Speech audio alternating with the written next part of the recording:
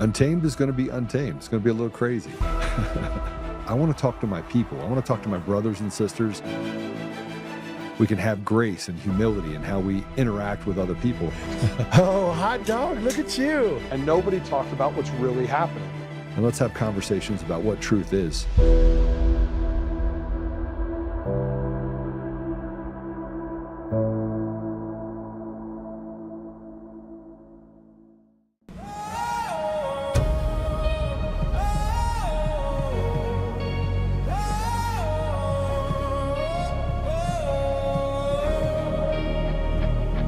God help Colorado, land of the free no more.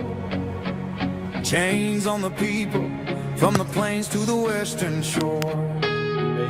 Leaders lost their way in a liberal haze. Time to rise up, set the Rockies ablaze. Colorado's bleeding, high crime on the streets.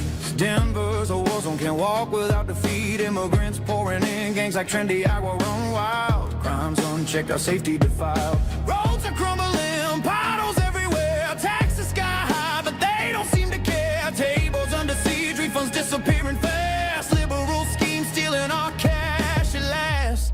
God help Colorado, we real leaders now. Tina Peters locked up a prison somehow for fighting the steel, standing tall and true. Polis sparring with Trump, but he's looking like a fool. High taxes crushing families on the brink. Crime waves crashing. What do you think?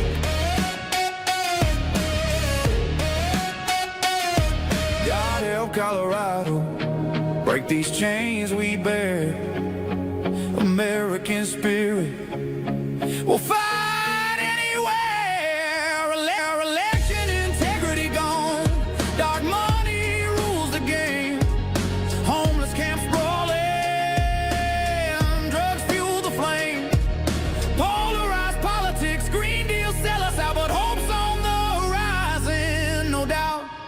God help Colorado, we need leaders now. Tina Peters locked up a prison somehow for fighting the steel, standing tall and true. Police bearing with Trump, but he's looking like a fool. High taxes crushing families on the brink. Crime waves crashing. What do you think? God help Colorado, break these chains we bear. American spirit will fight anywhere. Trump don't make idle threats, they're all going down. Colorado rising, taking back the crown. God help Colorado, but we're fighting through. Red, white, and blue, forever true.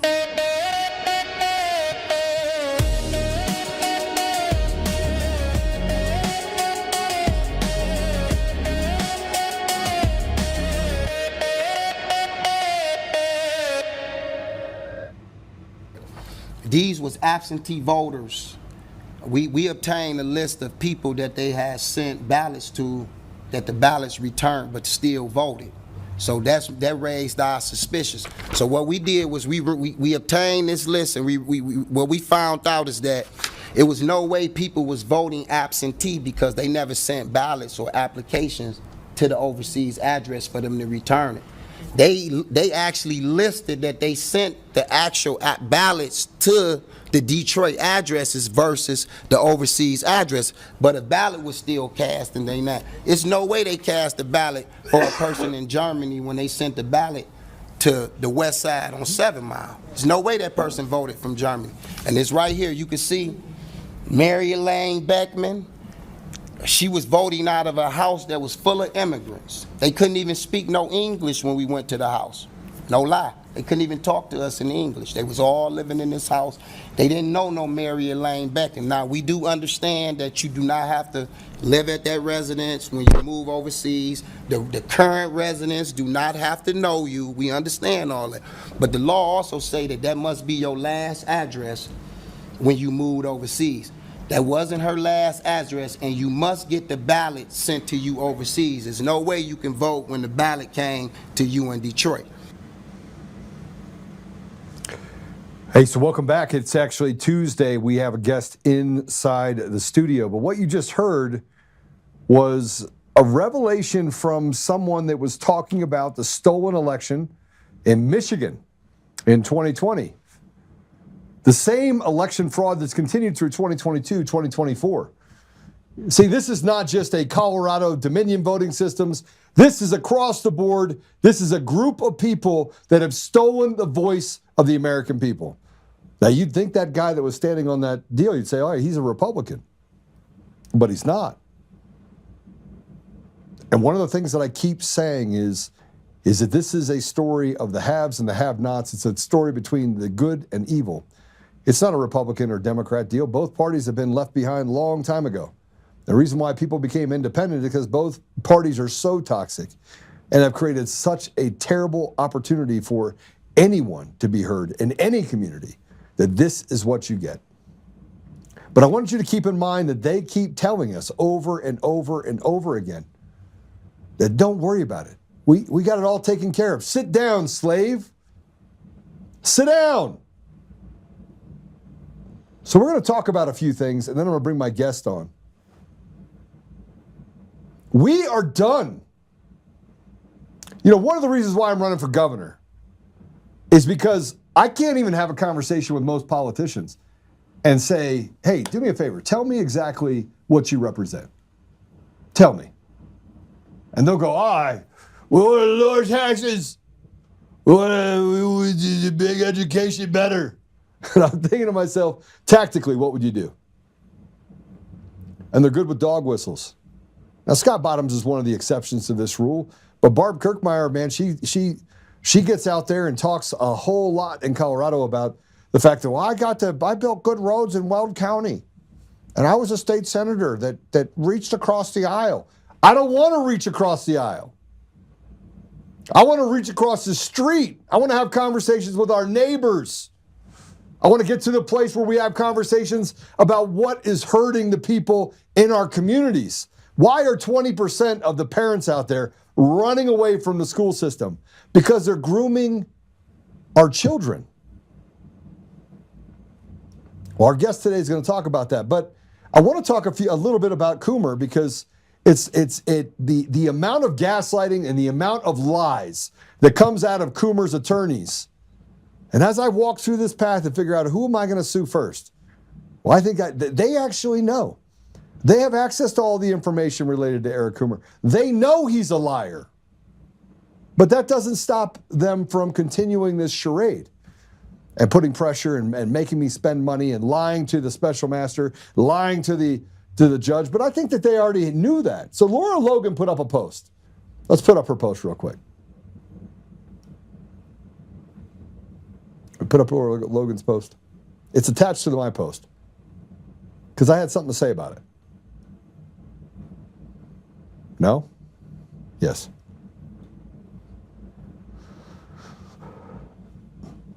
There we go. So the video you just watched was the video that we're talking about. She said they cheated all over, but especially in the swing states. And so I responded by saying this. Go ahead and put up my response. I said, don't worry about it. Trump's not going to win. I made effing sure of it. Eric Coomer. It's time to end the charade and arrest them. Look, I'm as sick as anybody could be of what we're having to deal with right now. I'm sick of it. I'm sick of being told that Democrats are the moral authority when they're not. The Republicans somewhere along the line have the answer because they don't. Pam Bondi has betrayed the American people. She hasn't betrayed Democrats or Republicans and independents. She made it clear. She said, look, if we actually arrested everyone that was associated with the Epstein files, the system would collapse. Maybe it should. We're going to talk more about Eric Coomer later. And a guy named David Beller, that's one of Coomer's attorneys, filed a motion to strike and to stop the public from getting access to information about Eric Coomer being a raging liar. We're going to talk more about that because I think it's important for you to understand what Coomer's lawyers are doing. It has nothing to do with truth. It has to do with how can they suck every dollar they can with this lawfare from good people. They've attacked my family. They've attacked everyone around me. Now, our guest here today is Rich Guggenheim. Now, I first met Rich, it was like 4 years ago, the Gays Against Groomers. He was actually standing up for children. And him and I, we had this conversation, and it was awesome. See, I don't care if you're a Democrat, Republican, Libertarian, Constitution Party. If you're part of the Satan Party, I probably don't want to talk to you. But if you have ethics and morals, then, those are the people I want to talk to. So let me just tell you about what's now happened to him. He was a Colorado Department of Agriculture official who blew the whistle on the federal grant money being funneled into DEI schemes in clear violation of federal laws. He's on administrative leave, facing retaliation, and he's not mincing words about the one-party Democrat rule enabling ideological capture across the state agencies. He was the chapter lead for Gays Against Groomers and a candidate for CD6. He brings the receipts on how the progressive agendas are trumping competence, accountability, and taxpayer dollars, and why whistleblowers are left hanging with nowhere to turn. We've seen that happen. So with that said, Rich, welcome to the show. Thanks for having me. It's a lot, right? It is a lot. First of all, I want to say thank you. Because it's not the first time you've stood up. It's like the 5th or 6th or 8th time. This time, though, it cost you your job. Yes, I'll say this, though. It didn't cost me my integrity. Yeah. A job can be replaced. Your integrity cannot. And at the end of the day, we have to have the moral turpitude in our state to stand up for what is right. And when I look at the type of corruption that we're seeing in Colorado, the difference between the corruption you see in places like Minnesota and the difference between what we're seeing in Colorado is in Minnesota, it's the people doing the corruption. In Colorado, it's the system that is corrupt. And it's the leaders that Polis has appointed who are in on it. So let's talk about that for a minute. I asked you before we came on whether or not you knew the Christopher Gregory case, which is one of the largest corruption bribery cases that engulfs nearly 40, 50 people. Christopher Gregory worked for the judicial arm of accountability inside the judiciary. And the amount of corruption that he experienced or witnessed and he recorded makes Polis and Weiser and Griswold look like they're running a criminal enterprise. Is this the same experience that you have working inside of is it USAID? No, it's the Colorado Department of Agriculture, CDA. Absolutely. And the fact that we're willing to take this money and we're going to tell the people who say, this is wrong, this is inappropriate, to literally shut up and then retaliate against those people the way I've been retaliated against. Let's make sure that people are aware of the fact that the retaliation against me and the way they went about doing that in such a public way was designed to create a chilling effect so that other people would be afraid to come forward. Because they want to keep those hundreds of millions of dollars, $250 million that we're getting in federal dollars to fund this crap. And if you speak out about it, you become the problem. It's not the corruption that's being exposed that's the problem. It's the corruption, the exposer of it. Oh, brother, that's just been the story that we've all had to deal with. The amount of bullying that occurs. We have Tina Peters in prison for this. Yep. Right? And it's, one of the things that I talk about too with this, when you look at agriculture tends to be more of a conservative department, more of a conservative field. A lot of the farmers. Well, Rich, hold on a second. I'm going to stop you for a second. One of my best friends is a gay married Jewish father of two. He's been my business partner for 14 years. You'll meet him before you leave. We've never had a fight in 14 years, right? And he is progressive. He loves Bernie Sanders. Loved Bernie Sanders. He thinks Bernie's a little bit of a nutball now because he didn't see, but he's always thought for himself. He has a child that identifies differently than I would probably agree with. And so, man, how do I say this? conservative, progressive, we all have similar ideals on life, liberty, pursuit of happiness. Exactly. Right? And we've been separated by social issues that I don't even think, I think there's a piece of paper between them. I mean, other than abortion, which I think there's a lot of people that are progressive that say, hey, you probably shouldn't kill babies, right? So I just want to say that because I think when we look at conservative values for agriculture, I have lots of friends that are Democrats that are farmers. In agriculture? Yeah. I would, where I'll go with this is I'll say if something is small and traditionally seen as being conservative, we see rampant fraud and DEI being embedded into it. Imagine how much larger this must be in something like healthcare or education. Yeah. And I was thinking about this the other day. The USDA gives funding to the land-grant universities and our extension programs. And if you're not familiar with extension, that's things like 4-H and the Master Gardener program. That funding comes through NIFA, through the USDA. How woke are these universities and these programs? And can you trust that gender ideology and stuff like that hasn't crept into 4-H and the Master Gardener program?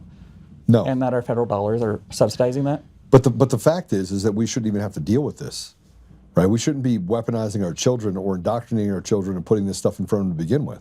Exactly. But this is where I don't think a lot of the average American is aware that this is where they think that President Trump signed an executive order and said, we're getting rid of DEI, DEI is done. And it's done. It's a solved issue. But it's not. And this is happening all over the place. And this is, my example of it is just one example, a small example of something happening in one program, in one department, in a state agency in Colorado. And when you blow the whistle on it and you bring it out into the light, the state retaliates. Okay, let's not just talk about DEI. Let's talk about, and that's cost you your job, right? Yeah. But let's talk about holistically. Look, when I was growing up, I had a gay friend, right? He was fine. Everybody knew he was gay. Nobody cared. Nobody cared, right? We thought we solved all the problems. My generation thought we solved all the problems, and you're probably not that far off from my generation. We thought we solved all the problems. We didn't care if you were purple with webbed feet. We didn't care, right? And here we come down this road, and now we have pride flags in every school, every classroom. But in those classrooms, we don't have American flags.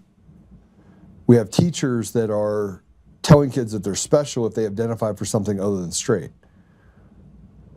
And I'm going to ask you the same question that I asked my friend. Is it easy being gay? Like, has it been an easy life? No, but I will say that I think in the last few years it's gotten harder, not because of the fact that I don't have acceptance from the conservatives. Joe, you know I've traveled all across the country. I've been on Capitol Hill, and I've talked to hundreds of Republicans in legislatures and members of Congress. And I can count the number of times on one hand where I'm told that they disagree with me. Even at AmFest, when I was at AmFest, by and large, I had 2 conversations with the tens of thousands of people at AmFest who, I just don't agree with your lifestyle. Well, that's fine, I don't care. You're free to believe whatever you want to believe. But the problem is, because I've become a gay man who speaks out against this ideology that a man can become a woman or a woman can become a man, and we're going to start going after women's spaces and women's sports, women's prisons, and we're going to start mutilating and sterilizing children under the guise of affirmation, that somehow now I am not welcome in what is supposed to be seen as my own community, a community that espouses a doctrine of love and tolerance and acceptance. Yeah. So, no. I find it harder to live as a gay man within the I call it the LGB OMG WTF plus community. I might adopt that. I might adopt that deal. But when the thing is, it's because you can't have diversity if you think differently. And this concept of assimilate and comply is conformity. Right. And that's exactly what they want nowadays. So, and it's not conformed to any sort of logic. It's not conforming, and they threw debate out the window and said you just have to believe what we tell you to believe. So it's a bullying environment as well. It is very much a manipulative environment, and a lot of times I actually wrote an article about it. It's called The Worn Out Playbook of Trans Queer Activists, and I go through and I list out all of these logical fallacies that they employ. Yeah. And the other thing is a lot of it is built on factual fallacy. And when you speak out against that kind of stuff and you understand these logical fallacies, you can shut down the conversation pretty easily and then redirect it back to the fact. But it's a house of cards, so it doesn't hold up to any kind of scrutiny. Here's what I would say, though. A lot of people don't understand why I speak out about it. It's rooted in Marxism. And this Marxist ideology... Like Victor Marxism or just... Well, I'm just that's kidding. a conversation we could have. I'm just joking. That's not even his real name, though. No, it's not. It's Von Kennedy. Yeah.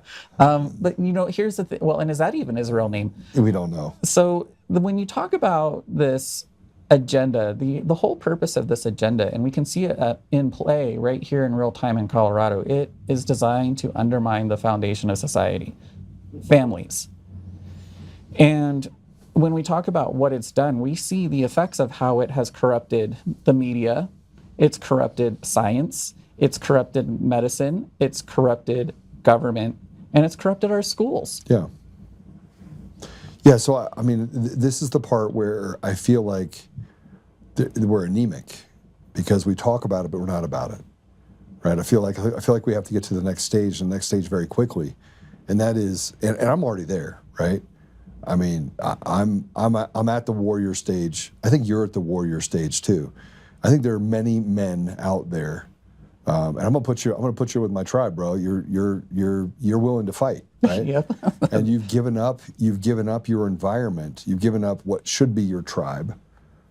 Really, it shouldn't be though. There shouldn't even be a tribe that delineates us based on sexual preference. There just shouldn't. Well, I would agree with that, and I take that and put it into practice a couple weeks ago when I was back in DC and I was speaking at the Supreme Court about these 2 Title IX cases, and people asked me, I was the only gay man who spoke about protecting Title IX, and they said, why is a gay man speaking about this? Because beyond being a gay man, I'm a son, I'm a brother, I'm an uncle, I have women in my life. Right. My mom came of age before Title IX rights. Now, you were born from a man. Well, come on. That'll never happen. I'm just kidding. Born of a man. Sorry, is Brian to tone somewhere in the room? The thing though is when you have these women in your life and you see the opportunities that Title IX afforded people like my sister and people like my niece, and now I have a great niece who's growing up, and those rights and those opportunities and those privileges are under threat by men, because that's what trans rights are. They're men's rights. That is something that should alarm all of us. I mean, you have daughters, maybe granddaughters. Not yet. Not yet. Goodness. You're getting there. No, I got some time, bro. Okay. I got some time, please. But you got those kids that we see nowadays. What this comes down to is depriving women and stripping rights away from women. And the most fundamental right is the right to bodily autonomy and the right to consent. And we're telling women, you can no longer say no to a man in your private spaces. And this is where, I have the most issue. I have the most issue. Yesterday I said something on the podcast, and it says, there is no hate like a Christian's love, right? In other words, we find ourselves, I have a saying prior to 2020, prior to having to fight because people came to my house to do harm to me. And you face death threats from people supposedly on your side. Again, this idea that we have football teams that we have to run around with. But I live my life by the idea that I accept people where they are, not maybe where I want them to be. That allows me to give up any sort of faith-based obligation to you and say, listen, I mean, look, Chris loves the Lord. He loves God.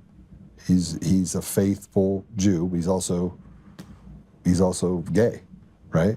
And I told him, I was like, you got to figure that out. It's not on me, right? But he's still one of my best friends, right? Mm-hmm. And I'd do anything for him, and he'd do anything for me.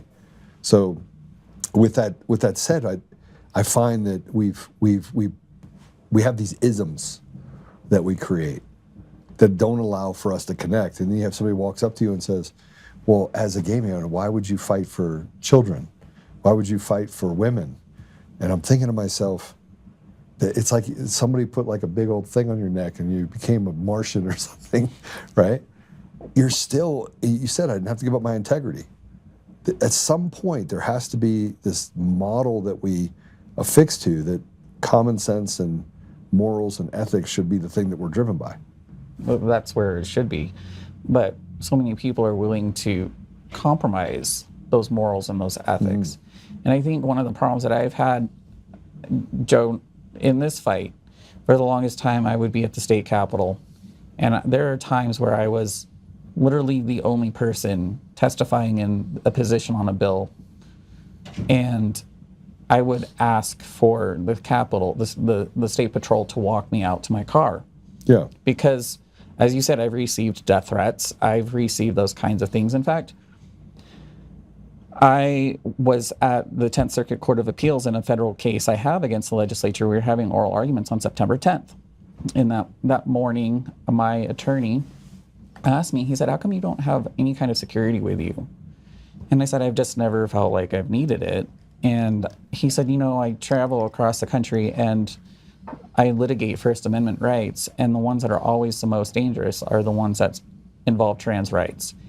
And I just said, again, I just felt like they're all bark and no bite, and I've never felt like their threat was anything serious.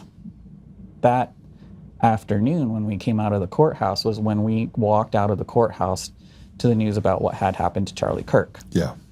And I've been asked that question several times, and I'll tell you, it does cross my mind now because, as you'll talk about later, another shooting that involved a trans-identifying man where he went and killed two in 2 weeks, where you've got these men who have mental health problems that we affirm instead of treat. We created.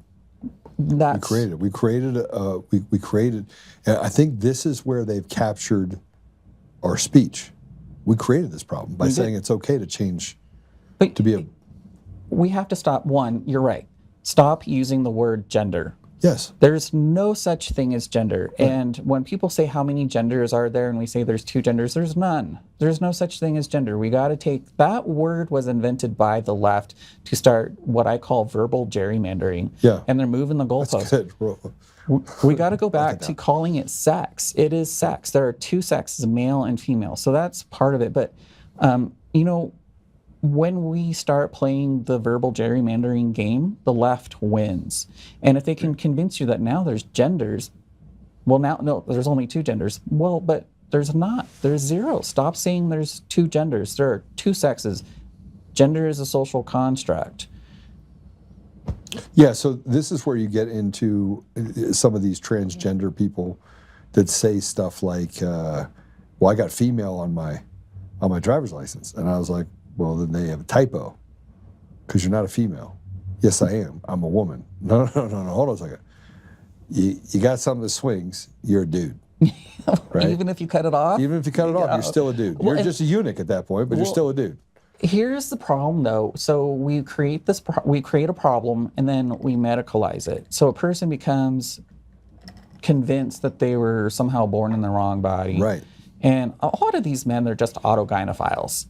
They're just perverts. They watch too much porn and they rotted their brain. Right. And so, which is readily available. And exactly. Right. And so the other thing that we've done is now we've given them estrogen. Well, if anybody's ever been around a woman who's pregnant or going through menopause, you know what estrogen can do to the mood of a person, and it really messes with your emotions. And I think that you take someone already who's psychotic, you put them on estrogen, they have the strength of a man, and then they have everything it takes to become violent. And that's why we're seeing what we're seeing. Sorry. I've had this cough for forever, it seems like. So I'm not contagious, I don't think. It's okay. So you're absolutely right. And I've been married for a long time, and I know what estrogen does to my wife naturally. So can you imagine what it does to a man who's not used to having that? Exactly. I know what it does to me because I take testosterone, and so I take another supplement on top of it that regulates estrogen, because I think about testosterone? Does your estrogen get too low or get too high? Astrazole, that's what I take. So it makes sure that everything stays balanced because I want to be able to balance it. But if it gets out of balance and I don't take it, frankly, I get nervous, right? So what would that do to, and that's naturally producing, what would that do to a man or a man that is taking estrogen because he wants to grow boobies? Yeah, and that's where I think we're seeing a lot of these acts of violence. Transgender people are always going to play the victim, but they're not the victims of violence, they're the perpetrators of violence. Yeah. And so it has been something, as I've spoken out more and more. I was down at an event in Durango at a TPUSA event, and I literally had to have a special escort of SWAT, a detachment of SWAT, escort me into the building and out of the building because of the trans activists had become so violent and sent out so many threats. But that doesn't stop you from speaking the truth. And I've said this before. It was a story of in the New Testament. I said Stephen preached one sermon before he was stoned. Yeah. And you cannot allow them to silence you and use fear, because that's what it is. It is emotional manipulation, and that is bullying. And they're going to bully. They are going to try to bully you into silence. Keep speaking out and keep fighting to protect women and protect children. This is a demonic, it's an evil ideology. And I think that the more people become aware of it, the more people will start to realize this isn't a right versus left issue, it's a right versus wrong issue. You know, it's I'm gonna show you some stuff if I can. I wanna first play the video that you put up that I saw, and I went, get Rich on here immediately, right? So if we can, let's go ahead and play that.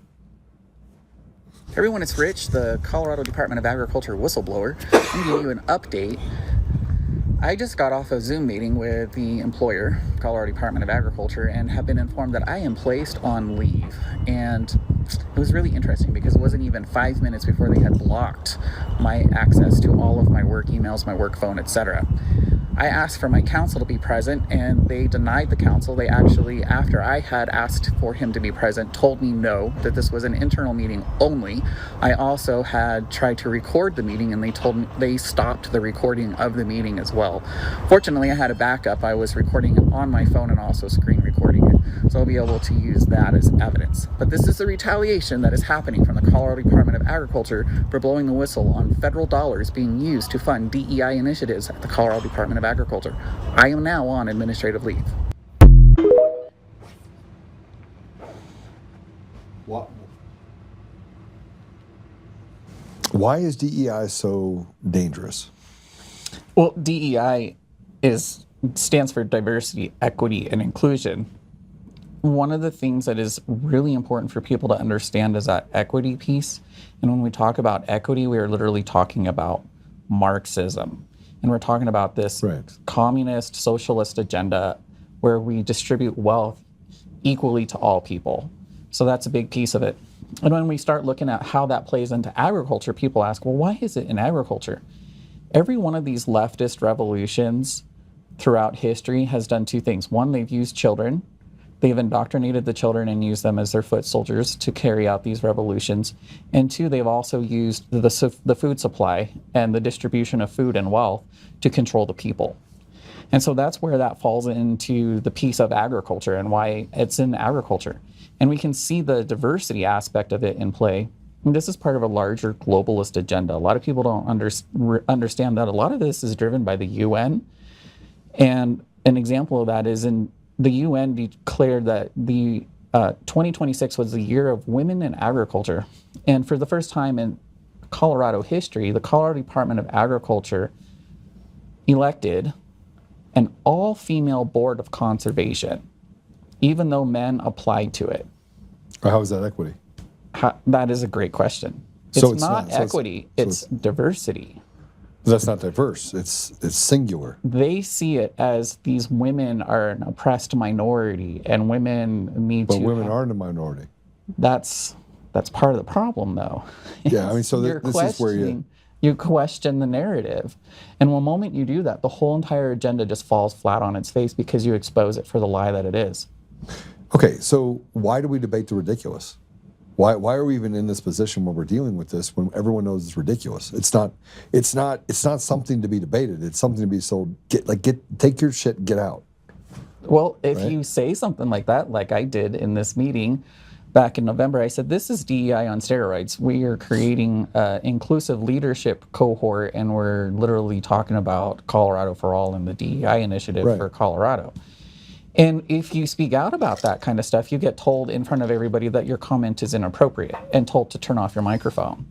What? Yeah, that's exactly what happened to me. I was told by my boss in my meeting that my comment was inappropriate and to mute myself.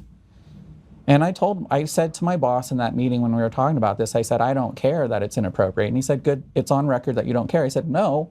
And he told me again, mute your microphone. I said, no, it's on record that you will engage in viewpoint discrimination and silence anybody who does not go along with your agenda.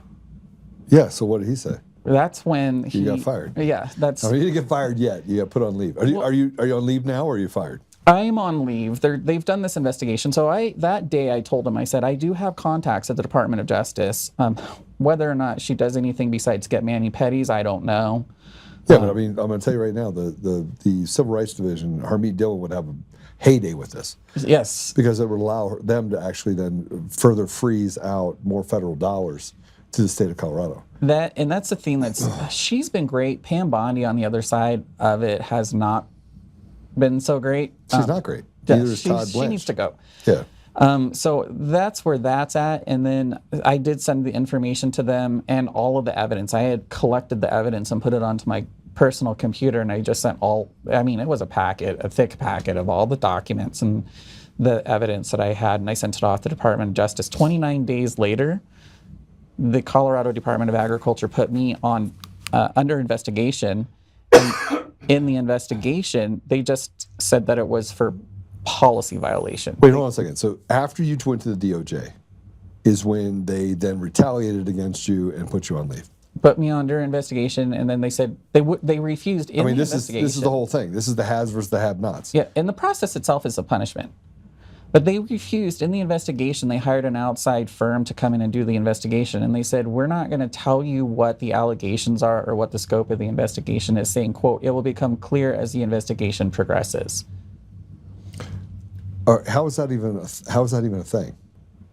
That they don't have to give you a reason. They just did it. That's not true, because. And so they did the investigation. I still have not seen the investigative report. The investigation firm, it's Flynn Law Group, LLC, Employment Matters is what they're called. There we go. Yeah. So Employment Matters. So the same organizations that get access to tens of millions of dollars. And government contracts for the state because, they're Polis's buddies.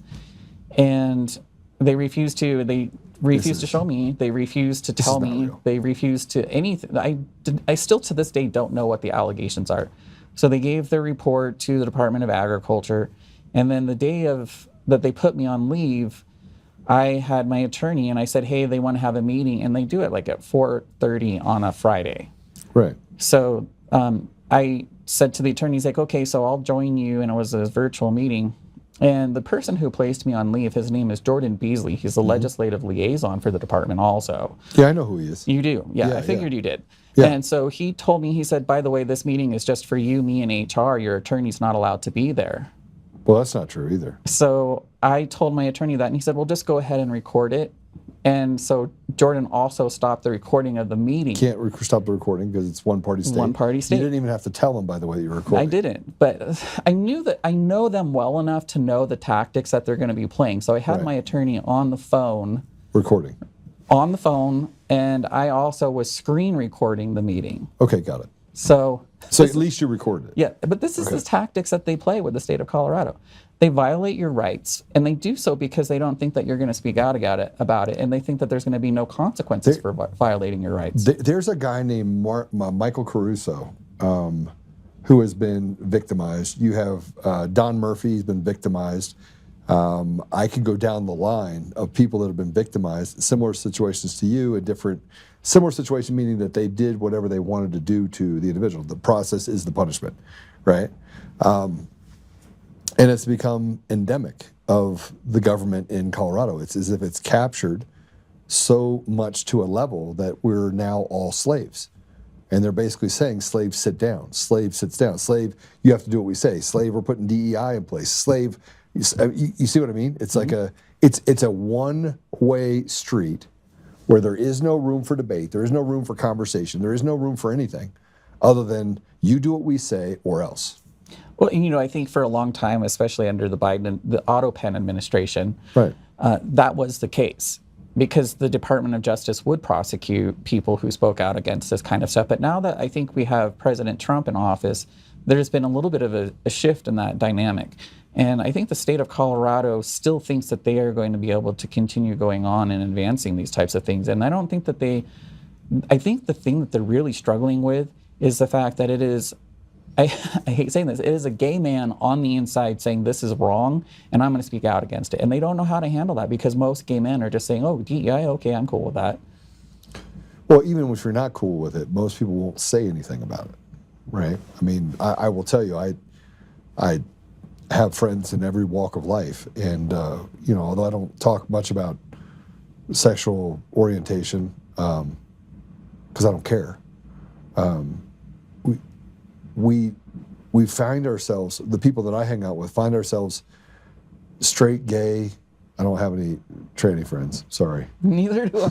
I love that you said it too, but neither do I. But the thing though is, and I think outside of most of this, it's really kind of weird. I say this when I am introduced by somebody with Gays Against Groomers, it's kind of like I'm coming out again, because every time you do it, like it's like, you know that if I'm with Gays Against Groomers, like, oh, he's a homo. Yep, sure am. Look, Chris and I get in conversations in rooms, and we say some of the most inappropriate stuff to each other, right? And I had to get rid of HR as a result of it, because they kept freaking out. So I had to find somebody that wasn't a squish in HR. Tried to find that. Right? This doesn't exist, right? No. So we would crack jokes all the time, and people were like, oh, is Joe going to be offended, or is Chris going to be offended? The answer was no, we didn't care. Like, we didn't. Man, if you ever see my ex post, Joe, you know I'm like in Twitter jail all the time on the free speech blog, on the free speech platform. Elon Musk talking about that. What a lie! What a lie! It's such a thing, because I call them troons all the time, or tranners, and I don't care. I just let the tranny monogram fly. And so. I say tranny all the time, and people are like, it's not trans, it's transgender, and I was like, I just shortened it for you. No, right? I actually. So I was talking about a motor. That's what I was talking about. A car. There you go. You know, Nancy Mace, I love her because she's not afraid to call it out as it is. You know that video of her in the congressional hearing where she called someone a tranny, and then like, somebody objected, and she's like, tranny, tranny, tranny. So have you ever seen those damn it dolls? Yeah. I have a damn it doll that's all like rainbow trans flag colored, and I call it a tranny doll. And I sent it to her, and I said, instead of yelling damn it, damn it, damn it, you take it against the table and you beat it and you yell tranny, tranny, tranny. I mean, we got to get our sense of humor back, because we've completely lost it. And it's one of the things that I think heals. I mean, I'll just talk about Chris. I don't talk about him very often, but he came out to me. He came in my office. He'd only worked with me for like 6 months, and he's like, I got something to tell you. It's like really bad. And I was like, okay. And we would joke around about stuff, and he was married. He still is married, has two boys. And we sat there, and so I came in the office, I sat down, I was like, all right, what do you need? And he goes, I need to tell you something. And I was like, are you quitting or something? I mean, we were like, everything was awesome. Like, we're 6 months into it, we're creating technology, we're doing crazy stuff. And he goes, I'm gay. And I sat back in my chair like this, and I went, Chris, you are the only one that did not know you were gay. Like everyone in the company knew you were gay. Everyone, like the dog knew you were gay, right? And he's like, you're not mad? And I was like, what? Are you serious? Is that like a thing, getting mad over the fact that, I was like, no, I'm not mad, right? But it took this, you know, and that was the beginning of our relationship. That was the beginning of our friendship, right? Because prior to that 6 months, he was just a little off. Like, you could just tell that. Didn't want you to know something about him. Yeah, didn't want to know. And then when he told me, I was like, yeah, well, who else knows? I was like, did your wife know? He's like, I just told her. But she knew. She figured it out. And I was like, okay, well. You know, I just feel like for so many people, the whole Stonewall situation recently, you probably heard about that, where they're like, oh, we're going to take the pride flag down and put the American flag back up. And I'm like, oh, cool. Like, honestly, that's cool with me. And people saying that this is gay erasure. Is Sarah McBride, Congresswoman Sarah McBride, I call him Timmy, making this big deal about it. It's like, sir, this is not gay erasure because, first of all, that flag didn't exist when Stonewall happened anyway. Second of all, what's really gay erasure is when you continue to use the word queer. And by the way, queer is not a sexual orientation. It is not a gender identity. I used to call people queers all the time. Queer is a word that I say on X. Again, follow me on X and you're going to see I let the words fly. I said queer is a word that's either used by self-loathing fags or heterosexuals who appropriate our spaces so that We're still going to get in trouble on this one. Put it on Rumble, not YouTube. Or it's a word that's used by heterosexuals who appropriate our spaces to gain access to children, aka pedophiles. So, which apparently, I hear that Aspen and Vail are about to become the new Epstein Island in Colorado. So those whole things to me, it's not a sexual orientation, it's not a gender identity. It is a political ideology rooted in Marxism. Right. And so those are the whole story of Marsha P. Johnson throwing the first brick. First of all, she ain't no tranny. He wasn't even there. He was strung out on a park bench in Bryant Park. He was also a pedophile. A lot of people don't know about the Marsha P. Johnson, Sylvia Johnson running a process. Well, this is the whole thing that they wanted the kids to write stories on, right? That's exactly right. And so when we start talking about Marsha P. Johnson, who was a pedophile, Marsha P., the P stands for pedophile, literally ran the Star House in New York where runaway boys as young as 10 were being sold out to make boy-on-boy porn or prostituted in Times Square. And so that's why the gay community in that time wanted nothing to do with him. But this is where we're now teaching children as young as 6 in Colorado about who Marsha P. Johnson is. Yeah, why?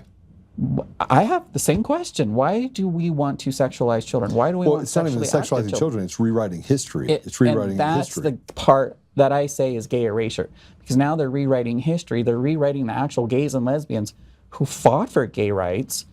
They're writing them out and they're writing in some troon who was nothing but a pedophile. Yeah, so just so you know, going back in history, I've always been comfortable with who I am, so I never had a problem with gay or straight. It never bothered me, right? I'm a happy heterosexual, and I don't feel like I should even say that. But the other side is that I remember the Matthew Shepard, deal. I mean, I remember donating to it at the time because I thought it was absolutely horrible. So where have we come from this, where we got to a place where I thought we had solved the problem and, you can be gay, you can be, and I feel like gays and lesbians, and look, some of my audience is fully uncomfortable with this conversation, which is why I'm having it, right? And I know we were talking about DEI and we'll get back to the corruption stuff because I want to play some other stuff. But how do we get from that to the co-opting of the LGB community? Or the OMG WTF plus. Yeah. How did that happen? How did you let it happen? How did other people let it happen? How did you get to a place where mental illness was able to be put in the middle of it and then used as a platform to go groom children at their most vulnerable time?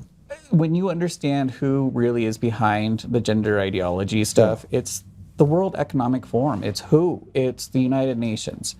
And then you got Jared Polis, and you've got Tim Gill, you got Pat Stryker, you got Marlene Rothblatt, you got these billionaires who are funding it, but you got these world organizations who are using these billionaires to fund these people like Nadine Bridges, who runs One Colorado, who identifies as a black queer herself.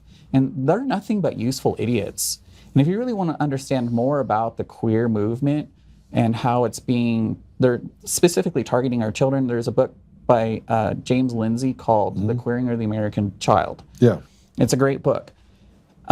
the thing that happened during the 70s and the 80s and the 90s and early 2000s, gays and lesbians were fighting for things like don't fire us because we're gay, don't kick us out of our, don't deny us housing. So it was basic human rights, housing, employment. Then they said, we want to be able to serve openly in the military because they want to fight to defend freedom and liberty. So that happened. And then there was the whole marriage equality thing, which to me, if you really, it's a slippery slope. If you really ask me my personal opinion, the government should not be in the business of licensing and regulating marriage for anyone. If you want to get married, go to the church and get married, go to the synagogue, go to the mosque. But why is the government involved in that aspect of your life? Well, I mean, let me show you the intersection of marriage and law, right? So maybe the arbiter of that, okay?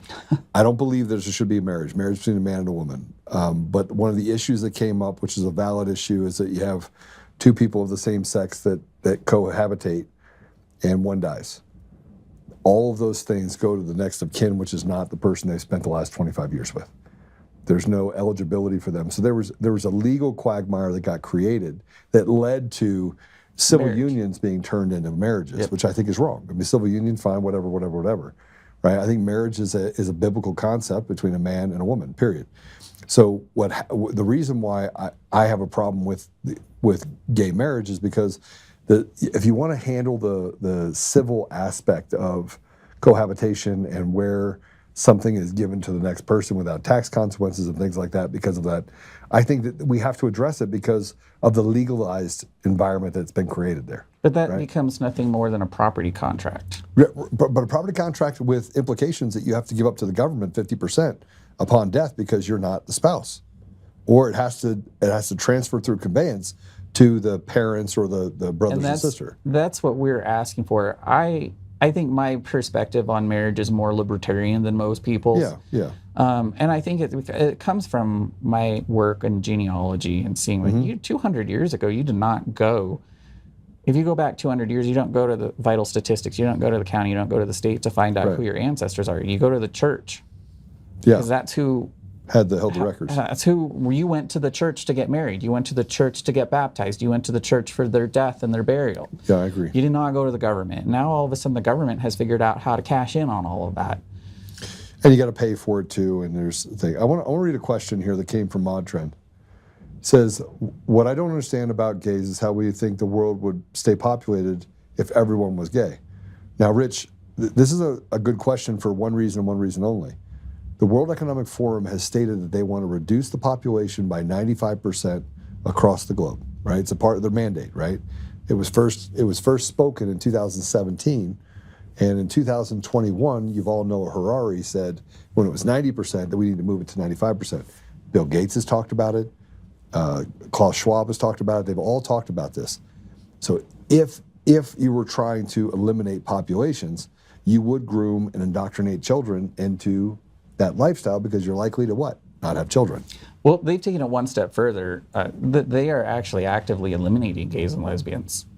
You take a child who is not gender conforming, is what they call it. Again, you're not fitting into regressive sex-based stereotypes. Right. So a boy who might be more feminine or like to do feminine things, or a girl who likes to do more masculine things, and instead of saying you're gay or lesbian, which a majority of them do grow up to be gay or lesbian, we're just simply saying they're transgender. And then what are we doing? We're sending them down a pathway that leads to them being sterilized and mutilated and increased suicide rates. Right. So I see it as a modern day form of conversion therapy. Interestingly enough, when you start looking at that, one of the things that we should talk about is the largest provider of gender affirming care, it's not gender affirming care, it's mutilating and sterilizing, it's butchering children, is Planned Parenthood. And Planned Parenthood calls, their funding comes through the state legislature under the guise of reproductive health care, which is an oxymoron because abortion is not reproductive health care and sterilizing and mutilating a child is not reproductive health care. So it's a form of population control by sterilizing the next generation. Yeah. And it is an iatrogenic effect, and we see that it's a social contagion, and it's being driven through the schools, and it's being driven through social media. And I say all the time to the parents, get your kid out of public school and know what they're looking at on social media. Because if you look at social media and they're on TikTok all the time or they're on Instagram all the time, you got to get them off the devices and get them outside in the real world. Your kids need to touch grass. Yeah, touch grass. It's a good way to put it. Okay, let's go back to the DEI thing, and you're on leave. Okay, you've made allegations against them based on being a whistleblower. Who have you told about is it the DOJ that you filed a report with? I filed a report with the DOJ, and with the Department of USDA. I've also filed one with the Office of the Inspector General. I've heard from the Office of Inspector General. I have not heard anything with the DOJ. And I have talked to some law firms about this, and it's just right now we're kind of in this holding pattern. You got to kind of, it's like when you're at the dentist and you just got the Novocaine and you're just waiting for it to take effect so the dentist can come in and do the work. You're really uncomfortable, can't do anything about it. That's where we're at. So it's just, you know what's going to happen. You just got to wait for it to happen, and that's where I'm at with the state. Rich, there's a ton of whistleblowers. There's a ton. I mean, Christopher Gregory is just one of many that whistleblew against what was happening with the Macias contract inside the Colorado Supreme Court. And we know that has a trickle-down theory and that they had a duty to report even someone like Melissa Hart, who was a Supreme Court justice, that got drunk, ran into a car, did a bunch of damage. We've now talked to a couple witnesses that were involved in that. And the fact is they covered up the crimes, all of these crimes. And we're allowed to just walk away with impunity. Like the rules don't apply to them, right? So inside of this process that you're going through, are you paid while you're on leave, or are they not paid? I am being paid.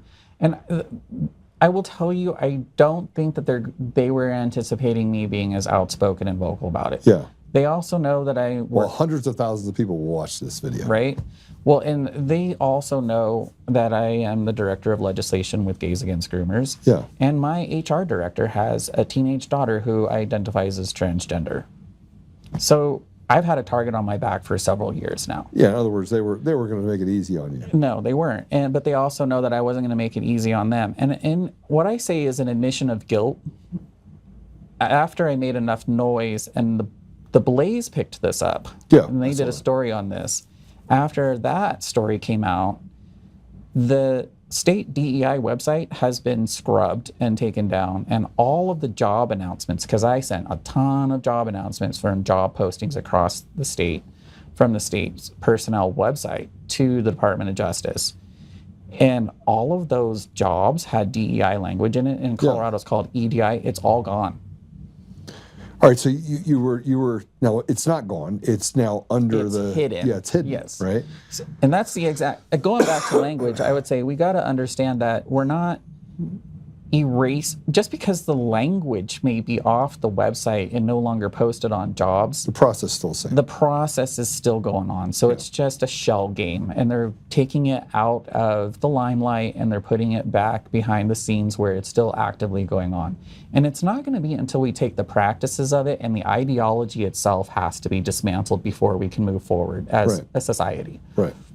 Okay, so let's there's a saying that says what makes you feel good doesn't necessarily do good, right? So just because it makes you feel good doesn't mean it's do good. Let me just, I'm going to continue to follow this. Who'd you talk to, by the way? Steve Baker over at the Blaze, or who'd you talk to? Steve Dace.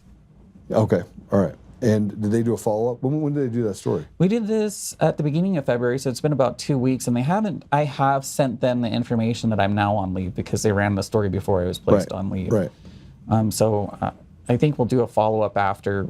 I'm looking at a disciplinary hearing for the state. It's called a 610 meeting, and waiting for that to be scheduled in the Are we allowed to make it go, can we go live? Can we just get your phone and we'll hook you up and make it so that you're sitting there, you that put would it be down. So awesome. And we'll do it live. We'll do the entire meeting. They won't know what's happening live. This is the thing, though. In Colorado, they do these because we live in a banana republic at this point. And this is just a kangaroo court. Yeah.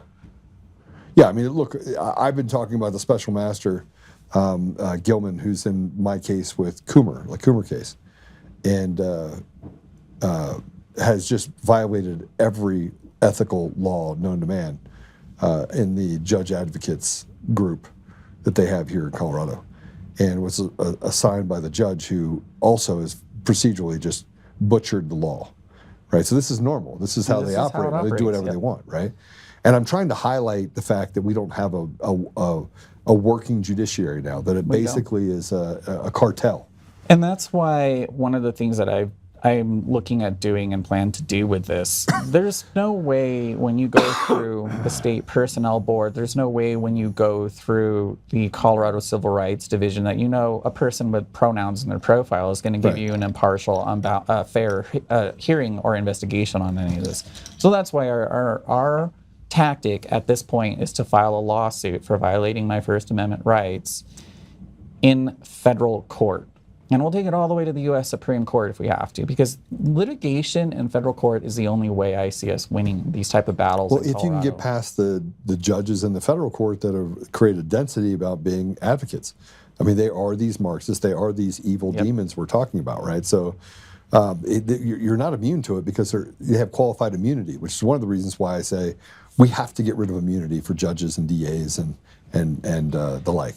And even at the state level where I'm at now in the Department of Agriculture, they say that they have governmental immunity. And that, if you followed my previous lawsuit, the current lawsuit that I have against the state legislature, they're saying the same thing. But that's why you sue them in their personal and their professional capacities. Right. And nobody has immunity against violating your constitutional rights. No, but the judge, it's very difficult. The problem is they take care of themselves, right? So they're the enforcers. They're the ones that get to be the Guidos on the street, creating havoc, right? Taking money from people, sweeping evidence under the rug, eliminate certain evidence from getting in the court. I feel like I could be a lawyer right now, by the way. It's very much a cartel-like situation. It is cartel. Yeah. It is. I mean, you have the boss, which would be like a polis. You have the captains, which would be the people that work for different organizations, Weiser, Griswold, things like that. And then you have the earners and the enforcers, which are the people on the ground that are bullying, intimidating, and stealing your ability to do the work that's necessary. So it very much is a cartel. It is a cartel. It's a criminal cartel. It's a conspiracy. Yep. Right? So I want to, can I move away from this really quick? Because we're going to get to the bottom. I'm going to call the CDA. We're going to do it on the next show. The next show, which I'm going to do I won't be here tomorrow, guys. Patrick's going to be here tomorrow, and it's going to be a fire show for you tomorrow. But I'm going to do another show where we actually actively call them while I'm on the air and ask questions. So I'm going to set appointments and do things and make phone calls, and I'm going to try and figure out if I can get people to just answer questions. That doesn't mean they won't answer questions. They will answer questions because they won't. But I want people to recognize that the leaders that they have inside of these organizations feel like they can act with impunity. Again, just another step towards all of the fraud, corruption, grift, and graft we have in Colorado specifically. This state is captured by demons. It is, and I commend you for running for office because I know what's involved in that. But it really is. It takes people like you and others that are Scott Bottoms. I have a ton of respect for him. Good dude. Standing up for what is right. And a lot of people say to me, like, how are you holding up during this? You know what? God is greater than I am, and he is greater than the situation. I'm not worried about it because I know that whatever happens, the sun's going to come up tomorrow and God is still God. Yeah. It's interesting you say that because I was talking to a friend that says, well, people that are gay can't have God. And I was like, you're retarded. Yes, they can. Yes, they do. So that was a fist bump you guys got, by the way. That's what you heard. Somebody said the other day to me, they're like, well, God won't save sin. And they throw that passage of I think it's in 1 Corinthians out there. I'm like, you know what? There's a passage in Romans that says, for whosoever shall call upon the name of the Lord shall be saved. Yeah. And so if you believe in a God that won't save certain people because of their sins, then you believe in a God that doesn't exist in the Bible, and you believe in a false gospel and a false God, because there is nothing that can separate me from the love of God, because I believe that Jesus Christ is my Savior. And at the end of the day, if you don't have holes in your hands, you're not qualified to judge me, because I know my relationship with Jesus Christ and my standing with God. So man's opinion of me doesn't matter. Yeah, and look, everyone has their cross to bear. I think that's probably what you said, that gave me chills a little bit, because I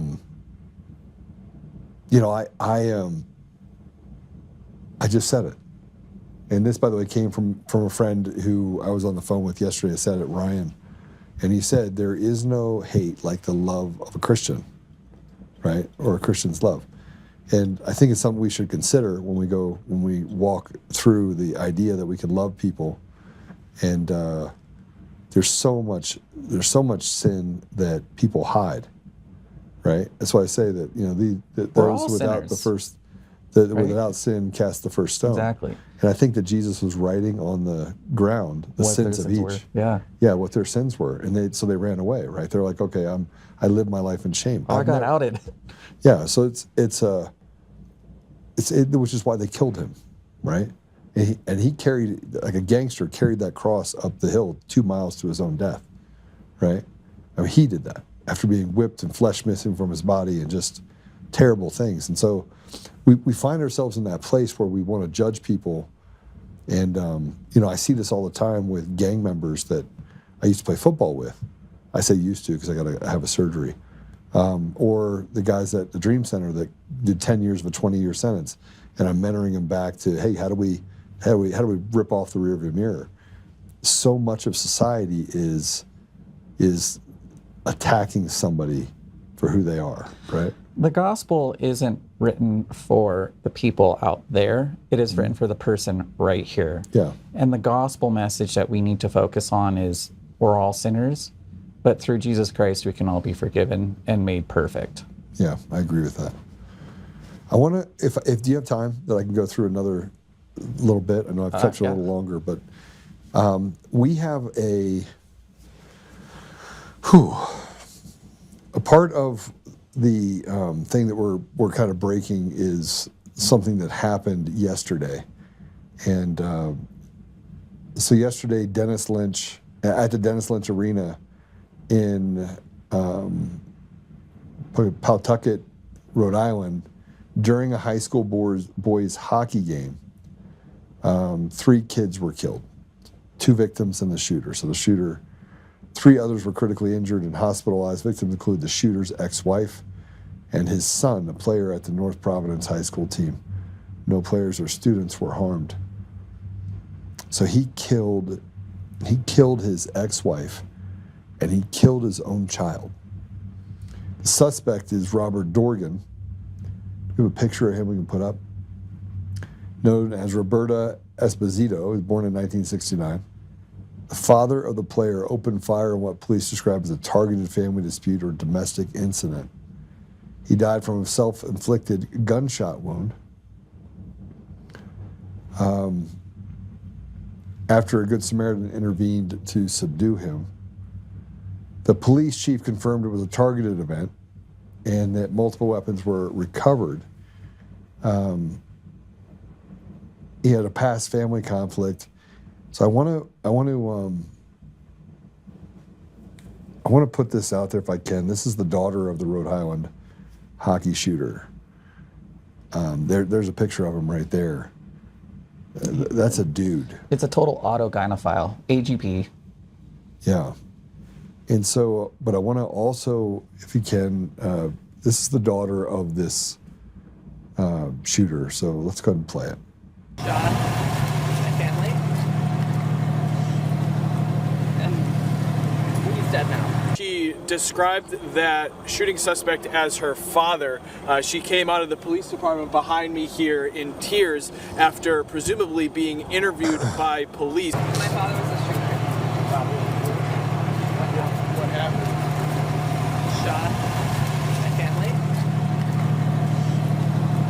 and he's dead now. What was the reasoning? Was there a family argument? He has mental health issues. So yes, she goes on to describe those mental health issues a little bit more. She says that he had been struggling with mental health for quite some time. She said, quote, he was very sick. Rich, this is from the libs of TikTok. Let's put this up if we can. Rhode Island trans shooter tweeted yesterday warning that you shouldn't point out that trans women are really men or they will go berserk. Transgender people are violent and a danger to society. Yeah, that tracks. You know, I just posted this earlier today on my threads, Rhode Island shooter, trans. Denver shooter, trans. Aberdeen shooter, trans. Nashville shooter, trans. Georgia shooter, trans. Philadelphia shooter, trans. Iowa shooter, gender fluid. Uvalde shooter, trans. Colorado Springs shooter, trans. Minnesota shooter, trans. Trump supporter, non-binary. Boulder shooter, trans. Iowa shooter, trans, gender fluid. Charlie Kirk's killer did it on behalf of his trans boyfriend. Tumbler Ridge shooter, trans. When are we gonna stop playing this game of it's the cis white men that are the problem that you hear all the time? By the way, trans men, women, Yeah. you know, they identify as women. They're men. They're white, most of them. When we tell them a lie, when we tell people that you can change your sex, It puts your mind in a conflict. and the other thing that I really, really think we need to address is we need to address the porn addiction. I agree. It shouldn't be something that's readily available. It's- Top 5 websites are not Google, are not search engines, they're porn sites. And so until we do that, and we're actually willing to have a real conversation about the mental health disorders and the delusion that goes in behind the scenes on all of this stuff, we're never going to stop the problem. And the problem isn't guns. And I'm an absolutist when it comes to the Second Amendment. I believe that everybody has the right to own firearms. But we got to have a conversation about the mental health state that these men are in and what is driving them to commit these acts of violence. Yes. Yeah, it's just, this is crazy. And I think the craziest part about what you're saying is that you're saying the quiet part out loud as a gay man. It's obvious. This isn't about being gay or straight. That's this is about an issue that we have to talk about. That right there, 47% of people that identify as trans try to commit suicide. 47%. And I want to say this also. This guy committed suicide. He committed suicide and homicide. Yeah, he killed his son. He killed his son and his ex-wife. Yeah. The other thing, though, that we've got to do is there is this mental health crisis and this problem that we have built a pipeline that doesn't have an off-ramp. And we need to start building off-ramps for people to get out of the trans cult. And then when people do leave the trans cult, we need to be the ones that welcome them back into our society with open arms, because a lot of them are going to carry trauma, emotional trauma, right, and lifetime physical scars from what this cult has done to them. Right. I want to play this for you, and because I want to make you laugh a little bit, maybe in the middle of all this. This is a dude saying that trans can have periods. Play it. Fun fact, trans women also get periods. Really? Yes. You get a period? Yes. I get monthly cycles. You get monthly cycles? Yep. So the lining of your uterine wall is falling apart and draining. That's your uterine wall. See, this is the fun part. Due to not having a uterus, the weird part is I still get the cramps, but I just don't get the. Are you sure it's just not from Lupron messing with your body? Oh, what? I said, are you sure it's just not the Lupron messing with your body? Oh, no, it's an actual. You don't think period. so? Yeah, I got the full-on like emotional cycles and everything. Yeah, but you're saying you have a period though. I do. Yes. But you don't have any blood leaving you. There's no thinning of the uterine lining, which is what a period is. And some of the results of a period are cramping. Yes. So you have similar symptoms to a period, but you don't have a period at all. You have no period because you're a man. God, he's retarded. He's so retarded. And this means people want to go. They want to debate you. They want to debate the ridiculous, and we have to put up with it. Well, I mean, make it make sense, Kyle Clark. You can't expect Kyle Clark. No. Kyle Clark's probably like, yeah, I have periods too. Yeah, he does. He probably does. He is definitely a woman. Yeah. He ate too much Taco Bell. Yes. I mean, maybe it says gas. So I have one more, and this is a Denver Public Schools is establishing a LGBTQ education advisory board, focusing on promoting LGBTQ propaganda in schools, pushing LGBTQ whatever initiatives, and activities on students and providing access to trusted adults. This sounds like grooming. It is grooming. If it walks like a duck, quacks like a duck, it's a duck. It's grooming. And again, I do not understand. Well, it is the Colorado Educators Association is probably behind this. You follow the money. You follow the money back to the National Educators Association. Why not just get rid of it? Why not get rid of the teachers union? Why not get rid of the give the schools back to the parents? I talked about this in a documentary that just came out that I'm in. It's called The Death of Recess. But this is grooming. And I still want to know why these teachers and these adults want these children to be sexual beings. Yeah. I think that's the problem. They're literally pedophiles. I mean, we have, and if I was a parent, by the way, if my kids went to school right now, I'd probably be in prison.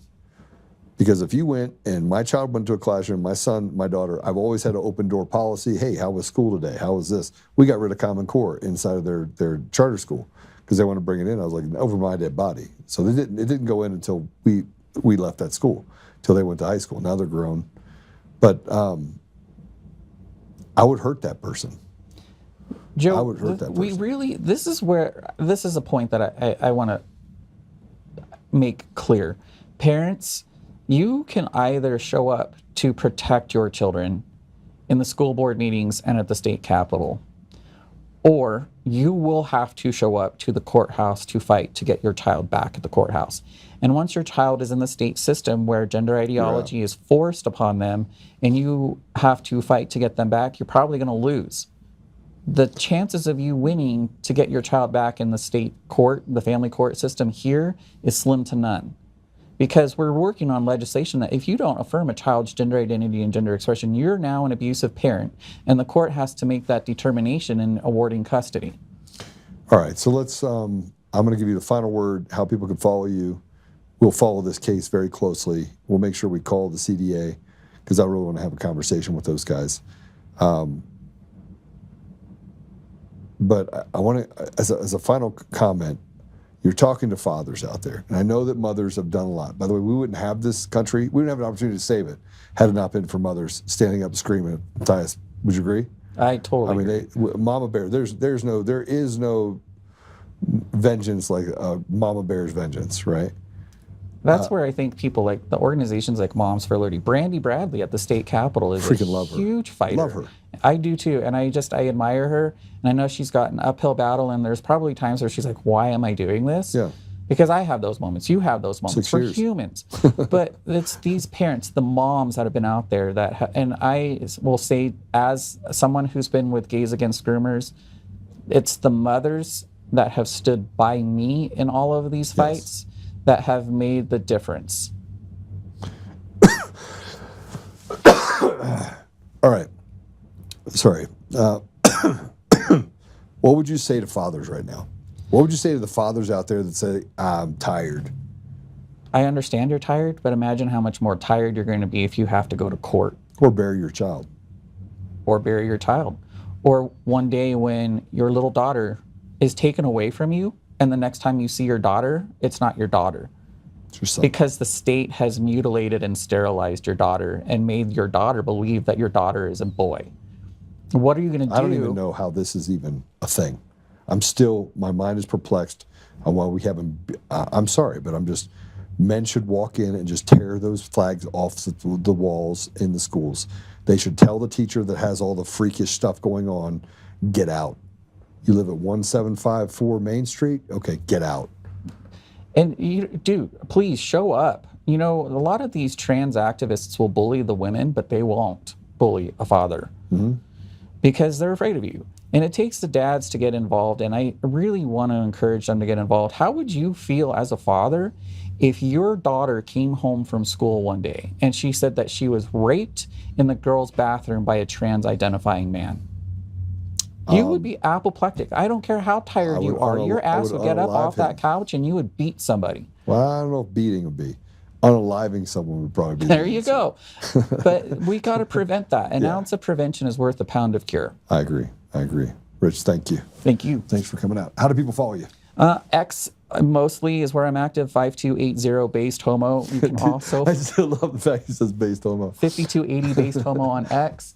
You can also find me on a lot of the other social medias. I've got Escaping the Rainbow Plantation. You can look that up and you can find me there, but mostly on X. There's my link tree right there. You can see some of the stuff there. All right, perfect. Hey, thanks for all the work that you do. Thanks for standing up, and thanks for taking us. You know, the amount of work that you do puts many of these mothers and fathers to shame, because they've let it happen. So I appreciate the work that you've done. Thank you. And thanks for standing up to the CDA as well.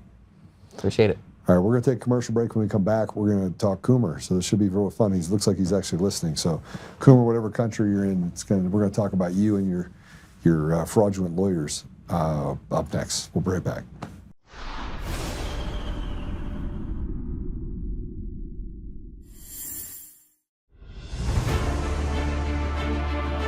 In every thread, in every stitch, Honor-Bound USA weaves the fabric of the American spirit.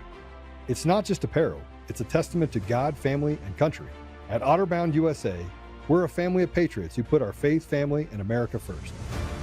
When you visit our website, you'll find a line of products that embody our commitment to pray, stand, speak, and act.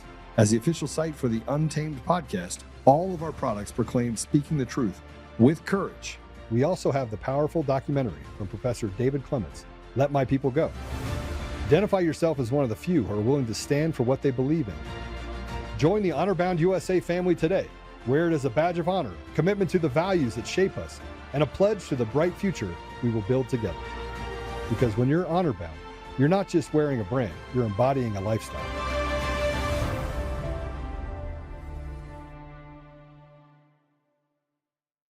Hi, I'm Joe, Supreme Leader of DCF Guns. What is DCF Guns, you ask?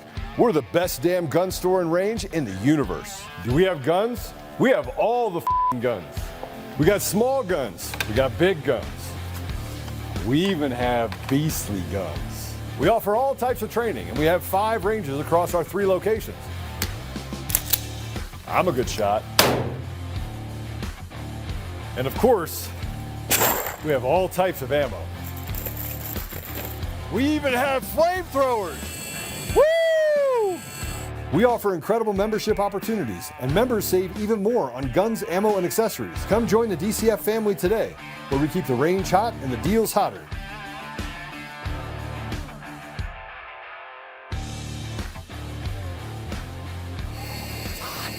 It's hot.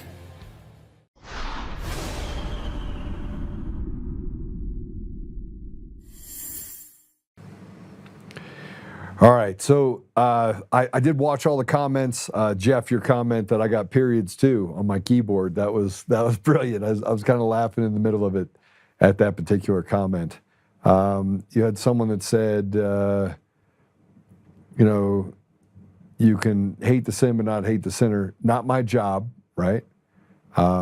It is not my job. It is not my job to judge people. It is my job to be an example to other people. And sometimes I'm a good example, and sometimes I'm not. I'll tell you right now, I had an opportunity to talk to Peter Boyles. And for those of you that don't know, Peter Boyles had a show on Saturday. He's a pretty successful guy on 710 KNUS. And he's talking about me and other people and who's a serious candidate for governor and who isn't. And the Coomer stuff, and he said Joe Oltmann will be Oltmann, and he really had a bone to pick with me, and he was saying things with a guy named Steve Reams, who also a guy that doesn't know me, doesn't know anything about me.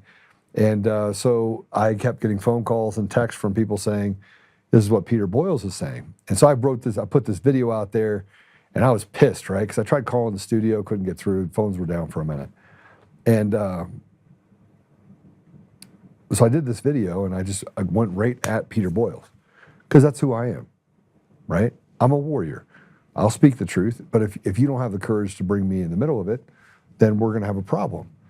But then I did get through. Somebody sent me a text that said, hey, phone lines are back up. I called up, and I was talking to his producer, and I was like, hi, this is Joe Oltmann. I think Peter Boyles probably wants to talk to me. And he said that I can't answer tough questions, or that people need to ask tough questions. Let him ask me the tough questions. And I didn't. It was a Saturday. I mean, I just flown back into town. Frankly, I didn't prepare for anything. You'll notice one thing about me. I walk into this chair and I'm doing 4 other company things for 4 other entities and making sure I get things. And I have to step into the seat and I got to be on. I got to be, and sometimes I am. Yesterday I was a little off because I had so much going on. But most of the time, you can ask me any question. I'm going to answer it, right? Now, if you attack me, we got a problem. But if you want to ask me a question, I'll answer the question. So I went back and forth with Peter, and I told him that he was being institutionally dishonest. And then I said, you don't know what you're talking about. And he goes, I've been studying this for 5 years. And then I said, you've been attacking me for 5 years. You've openly come on this show, and you've badmouthed me over and over and over again. And he said something that cracked me a bit. He said, you did a video, and they attacked me, and they attacked my wife. People in the community attacked me and my wife. And I said, I'm sorry. See, I know what it feels like. I know what it feels like to have your family attacked. I know what it feels like to be attacked. And that's actually not what I was trying to accomplish. What I was trying to accomplish is making people understand the truth. And so what was supposed to be a 15-minute segment, I stayed on for 45 minutes. And I finally feel like I understood Peter Boyles. Not Peter Boyles, like, let's go straight to the attack of that he used to be a drug addict. And I did in the video. And I took the video down, and I asked him about it on the show. I went straight at his throat, and then something in me said, stop it. Have a conversation with this man. And so I did. Peter Boyles, 82 years old. He's been around for 50 years. He's been an articulate voice. If you go back to the John Benet Ramsey deal, he was a articulate voice that wouldn't let the story die. So I had been listening to Peter Boyles for 30 years in Colorado. Anybody really has. And it took me slowing down to understand that, hey, this guy's not my enemy. He has been playing on the wrong side of the fence and listening to people like Dick Wadhams, who are just horrible examples of what we should be in our state, that has done a real harm to usher in with others Dominion voting systems, fraudulent elections, so that they could divvy up the cash. So anyway, in a couple of weeks, I'll be on with Peter Boyles, and I told him the same thing. You can ask me any question. Let's have a conversation about what Colorado needs. Let's have a conversation about what the election systems are. And this is where it gets to Eric Coomer. So let me explain to you, let me explain to all of you something about me. Everyone gave me advice. November 6th, that Friday, I'm making phone calls. I'm literally just, oh my gosh, I got to get to the bottom of this. Do I, don't I? 2 of the closest people, family members my best friend, Gordon, he is, at the time, he was 82 years old. Yeah, he was 82, almost 83. He's 89 now. And he tells me, don't get involved in this, just pass this off to someone else, let someone else handle it. And the only thing I kept thinking at that time is, yeah, that's a great idea. And then the anger set in that, I've already given up the fact that I'm not going to be Ernst & Young Entrepreneur of the Year. Well, how could it be this bad? It can't be that bad. And then all the information started flooding in. And then that Monday, so I got in an argument with Gordon, and I basically, first time I've ever had harsh words with him. And I said some choice words that I regret. And I was up elk hunting. I cut my hunt short, and I went home. And I wrote these things on social media, and I kept thinking to myself, I got this guy. Like, I can't believe that I missed this. Why did I not? Why when I identified him, did I not dig further into what Dominion did? Why didn't I set the stage for this before the election? I could have stopped this steal. My brain was going 500 miles an hour. Now I'm sharing with you things that were going through my mind, and how I felt like I had failed myself and not, doing you were looking for this, but you saw this. Well, why not dig into it? Why didn't you go through, further? And you're like, because you're so focused in on the attacks, and you're not used to it. Like, if you're not used to attacks, you miss it. You miss the forest through So I remember getting on that night and doing the show, and oh man, and everything changed that day. Everything changed. And I'm not going to rehash all the stuff that changed with having to say, this is all the stuff that happened, knowing the repercussions. And I thought I was prepared for it. I thought I was. I was not. I mean, I know that I'm a strong guy. I know that I'm not afraid of the fight. But I'll be honest, I thought when we did all this and we went through it, it'll be over. Okay, guys, here's the deal. And when I went to D.C. in December, I'm like, he's going to sign the Insurrection Act. We're going to get to the bottom of it. We'll pull the computers. What they did in the 12th hour with the Georgia runoff election, I was able to predict that near perfectly. That's got to be enough. Nobody could be able to predict the outcome of an election. You shouldn't be able to do it. And yet I perfectly described, built a model, did all that stuff, went to meet with Pompeo's counsel, said this is what's happening. The 6th happens at the same time. Now they have this thing where they're like, insurrection, insurrection, insurrection. All these people are getting shot at by government informants. The whole thing stinks of high end. But then let's go back into December, and the only reason that I dug into Dominion voting systems is because of Eric Coomer. Because on December 9th, he wrote an article in the Denver Post that said that I did it for advertising clicks, which increased all the death threats and the things against me. And by this time, I have personal security detail, literally 24 hours a day, living in my home. At the time, he was actually not living in my home because I wasn't living in my home. I was living in a 43-foot RV with plates around the bed so that if somebody shot in, they wouldn't kill my wife. That's a real thing, right? And having to chase people on my property with guns, unbelievable. Like unbelievable, the things that I went through. I thought I was prepared for it. But it wasn't until December 9th. See, before I thought it was just Eric Coomer, and I was like, well, and everybody kept saying, use the word allegedly. I'd have phone calls from lawyers, use the word allegedly. So I use the word allegedly, and I'm thinking to myself, it's not allegedly. And they're like, Joe, use the word. And I'm like, what are you talking about? Like,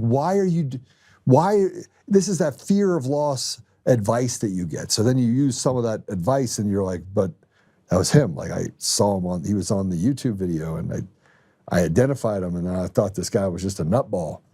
And I didn't know that Dominion ran 50% of the vote of the American people. Nobody did. But until on 12/9, Eric Coomer wrote that article and lied and said that I reproduced his social post and that they weren't his, and that I was trying to impersonate him. And it just didn't stop. It was like, and by the way, by this time, everything about Eric Coomer, even another Eric Coomer, everything about Eric Coomer, anywhere on the internet was gone. It was gone. Do you know the only people that can do that? It starts with a C and ends with an IA. The CIA is the only people that can do it. There's not a mechanism in place that would wipe every single search engine of Eric Coomer other than the CIA. They're the only ones that can do it. The government is the only one, call it CIA, DIA, whatever you want to call it. That's the only organization that can do that. And say, Joe, how do you know? Because I'm in tech, and I know what it takes to actually remove things. And I mean, wipe websites within 48 hours of the initial deal. By Monday, it came out. By Wednesday, it was all changing. All of it. By Thursday, there's nothing on the internet. Within 3 days, there's nothing. I went through everything. I took screenshots. I did this stuff. You're in a fog. People are attacking you days after the deal. Someone comes to the grocery store, tells me they're going to attack my family. They're going to kill my family, wearing a mask. I mean, everything that you could imagine happened in this short period of time. And then I got to get personal security detail, and then what do I do next? And I got to run the company, and then like there's so much stuff running through my mind at that point that I had no idea. I had no idea how bad it was going to get. And the attacks just kept coming. Well, so let me just tell you, when you go through this, what happens? You make a decision. You have to predetermine what your decisions are on the outcome of everything that you plan on doing next. You go on the podcast, you're doing podcasts with other people, you're on with Chanel Rion, you're on with all these people, like all these different people. And then he sued me. So, but that was enough for me to look into Dominion voting. Okay, let's look and see if Dominion can actually steal elections. And I had a friend, his name was Andrew, he used to work for me. He's in Chicago. He's one of the first people that I called to say on the 7th of Saturday the 7th, November 7th, Saturday. He's one of the first people I called. And I'm like, look, we got to run some math. I need your help. I need to know if it's possible. I need to go through all this stuff, and my head's spinning and everything else. And so Andrew, who is one of the guys that look, the guy's a math genius. I mean, legitimately a math genius. And some of this stuff I haven't talked about because, well, I have talked about it on podcasts, but I know Coomer's listening, so he's got some real problems in this deal. Because there's no way he can run away from what I know about Eric Coomer, from people that worked with him.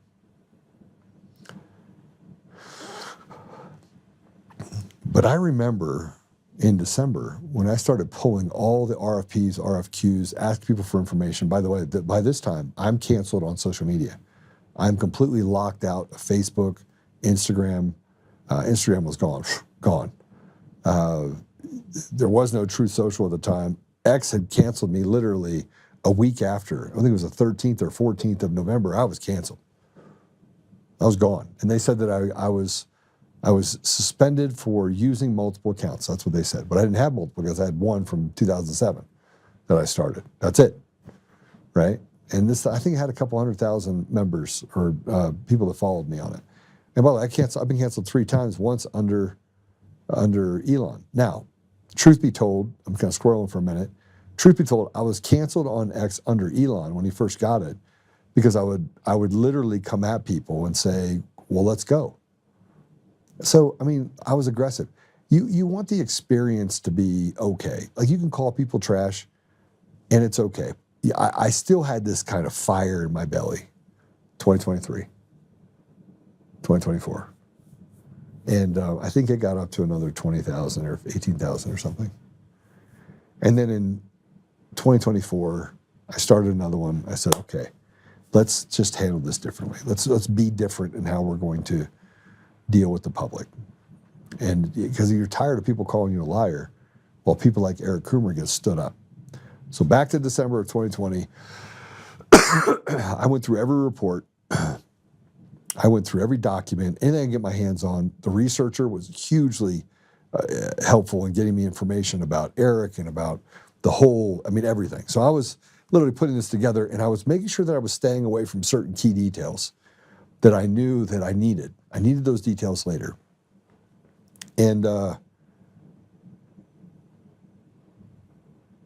then I was like, okay, I put this all in a board, and I was like, holy crap. I know how they're going to steal the election and the runoff race for the 2 Senate seats in Georgia. And if I'm right, this could change everything. Because the ups and downs and release the Kraken and all the stuff that was happening and all the kabuki theater and President Trump and Mark Meadows and all these people, and you have, Mike Lindell's out there, and you got Patrick Byrne, you got all these people that are out there talking. And by the way, I am literally not the guy that even I didn't like social media at all. I didn't like it.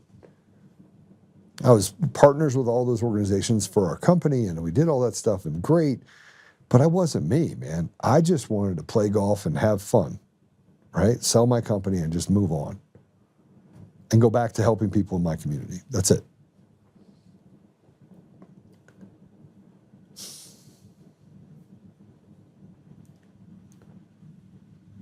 So I got sued on the 23rd, 24th, right before Christmas.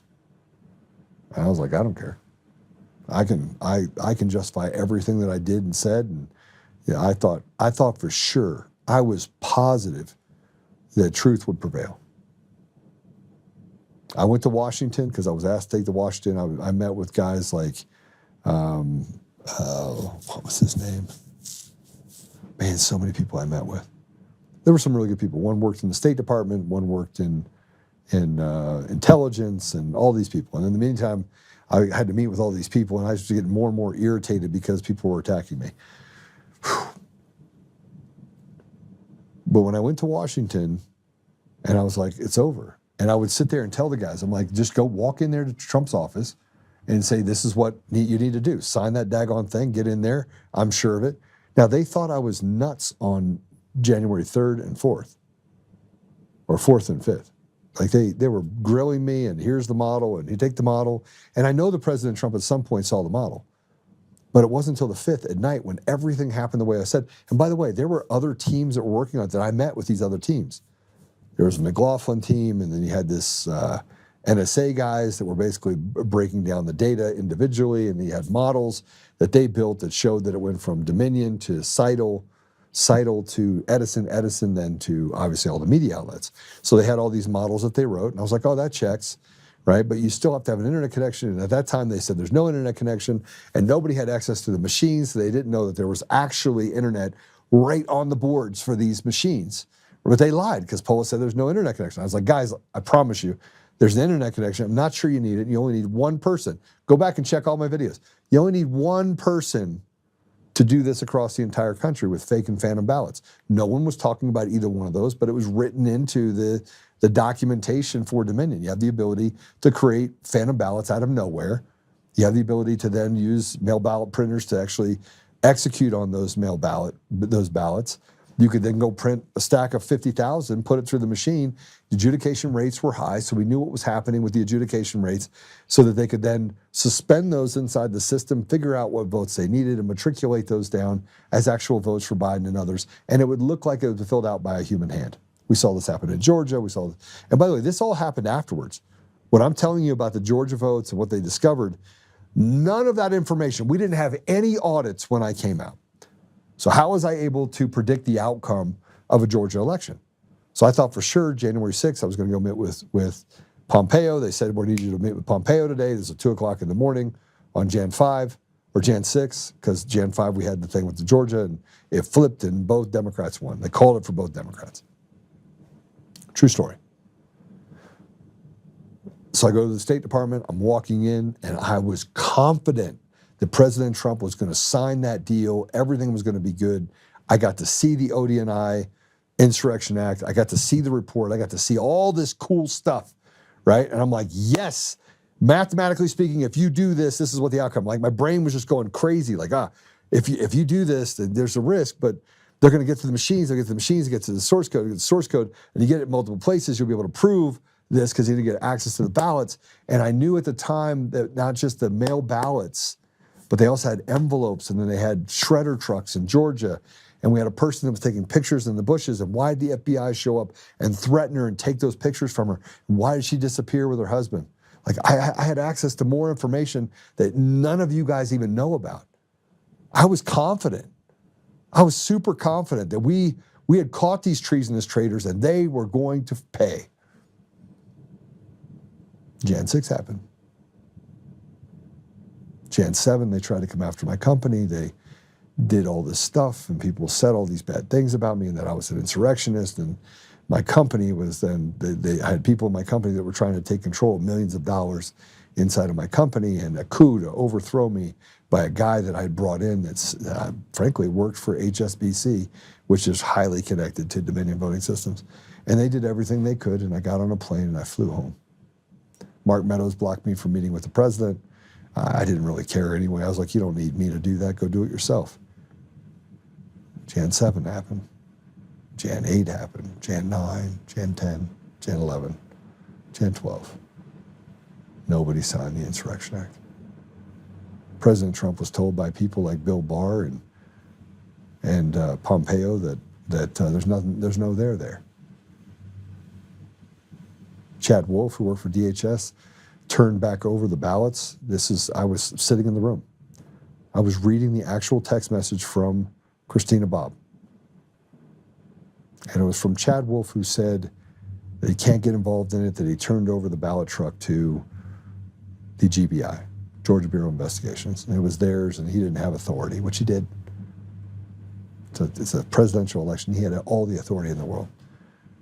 And we had the pictures of the ballot, the shredder truck that was first in the parking lot with the police department covered by cars on every side, and then it was moved over to the building across the street, put inside, and there was FBI agents all over it, and they were covering up the greatest crime in the history of the United States. Jan 13th, Jan 14th, Jan 15th, Jan 16th. By this time, I had to resign as the CEO of my company.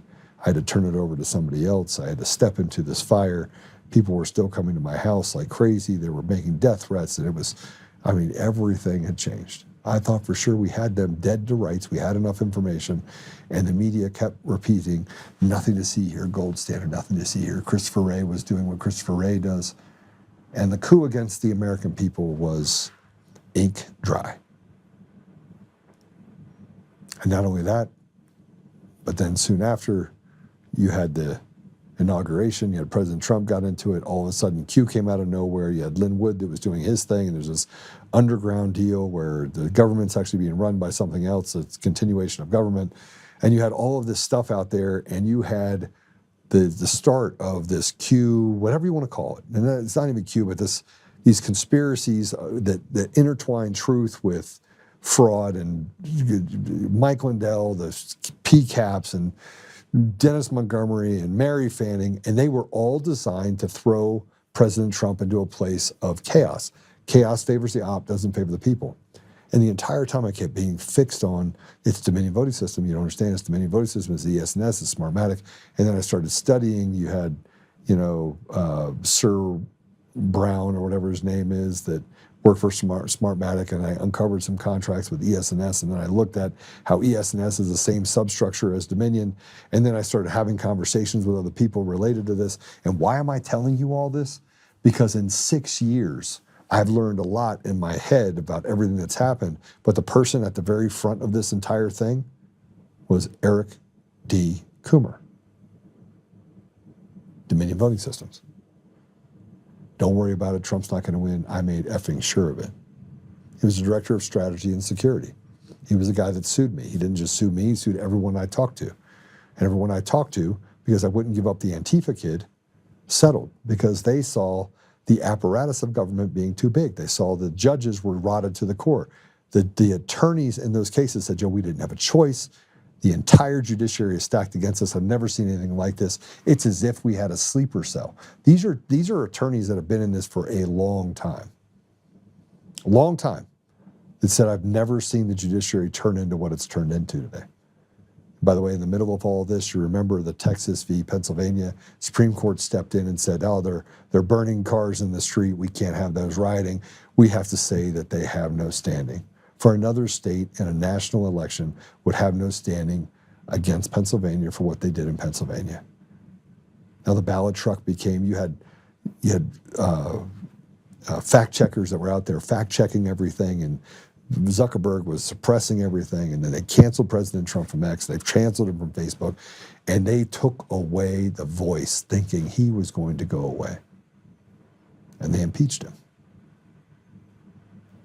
And the country stood behind President Trump. And now I'm a man with no island. I have no company. I had to step out of everything. I'm trying to figure out how to put pieces together. Biden's now been put in office. Everyone's saying, don't worry about it. Just be a couple months. We'll get him back out. So I was just clinging to hopium. Clinging to it. Clinging to it. I was having conversations with people that were in positions of power all over the country. I was having whistleblowers and people come forward with me. Me and Max were having conversations all the time. I'm having to meet with lawyers and get lawyers, and then I have to go to court. And then he says, Joe, you committed a probable falsity. That was in May of 2021 with a judge called Marie Avery Moses, who was on the bench for less than a month and had just came to a meeting and then did a what's called a sua sponte and told the Coomer attorney literally in the status update, if you want me to look at, in the initial conversation she had with all of us, if you want me to look at the judge's previous ruling, just go ahead and file a motion to consider. She said it to them in the middle of this case. and which they did. And before the ink was dry, they overturned a 20-year sitting judge that had just retired and gave access to changing the entire outcome of what procedure looked like inside of a courtroom. And she turned it into a kabuki theater. And now I'm angry. You've never seen angry like I'm angry. They're attacking my wife, attacking my children. I have personal security detail everywhere. I think I gained 20 pounds because I drank a lot. I would have a bourbon every night. Ready for the fight. I had to get on my podcast and say that if you go near my family, I will not only kill you, I'll kill everyone associated with you. And I had to make that decision in my head that I was willing to do that. Keep in mind, I'm cut out of social media. I can't talk to anyone. I can't tell anyone what I think. All you have is thousands of articles being written about me saying Joe's a liar, Eric Coomer, the perfect villain. New York Times writes that. CNN picks it up. The Guardian picks it up. They fly down. They call me. They attack every part of my life, every part of it. And they just make up whatever they want to the betterment of Eric Coomer. Now, I'm fighting through this for 3.5 years. 3.5 years, $160,000 in fines. I'm protecting an Antifa kid that, frankly, why was I protecting him? Because I gave him my word that no one would ever know who he is. Turns out, by the way, that he gave me a fake name anyway, and that he finally told me in 2026, this is the weirdest deal, that I can't believe you didn't figure it out. And I was like, I was so angry, I called my attorney. I had never been through this many emotional things. I had already but now I'm being told that I just wasted $160,000 and that I could have just given up the kid and still he would have been fine. But still in my head, I figured I said I wouldn't do it. Then they got access to my notes, and then I had other notes that I couldn't find. And I was glad I couldn't find it because I had written down all the stuff about that guy in one of the notes, but I didn't purposely get rid of it, but I felt like, okay, then we have all the stuff related to Coomer, and I'm walking through and I got to do depositions, and it's like a snowball. And I said, I've got to be able to continue talking about what this is and the election fraud itself. And that, yeah, the precipice of it is that nobody would have been talking about Dominion, the insides of Dominion, had it not been for me. No one would have been talking about Eric Coomer had I even find Eric Coomer, right? I mean, he was the public face of an article that I happened to get on the 6th of November. But then you had all these like things that came out of nowhere of how many people work for Dominion, and I'm like, well, then how did I find them? And then Tay Anderson from the notes, they got a hold of him, had to write an entire affidavit, and I was like, okay, well, there you go. There's the call. But he pinky swears that he's not associated with, that Eric Coomer was never there. And I'm like, oh, that checks. I mean, Antifa's going to tell you the truth. Eric's going to tell you the truth, right? And again, we didn't have Eric Coomer running into a building. We didn't have him standing in front of a camera, lying with impunity, saying, oh, I don't know what you're talking about. I just ran into my bar and drank, and I didn't hit a building, and talked to my lawyer. And doing so with such calmness that it would make any of you give you chills. And yet I had to continue to fight 3.5, 4 years, 4.5, 5 years. People inside of our own party doing everything they can to basically defame me. People that say that they're on our side that said, oh yeah, Joe, he innocently took advantage of this drug-addicted Satanist, Eric Coomer, who wrote about peeing on his wife and making her bark like a dog. I couldn't understand why Republicans were adapting their leftist ideology and the leftist narrative, forgetting all the facts completely, and then just slandering me with impunity. And it just grew and grew and grew and grew. And then as I got more and more mad, I'm sitting here going to myself, no one would want to live the last 6 years that I've lived. No one. No one could hang their head high and fight like I had and go to over 900.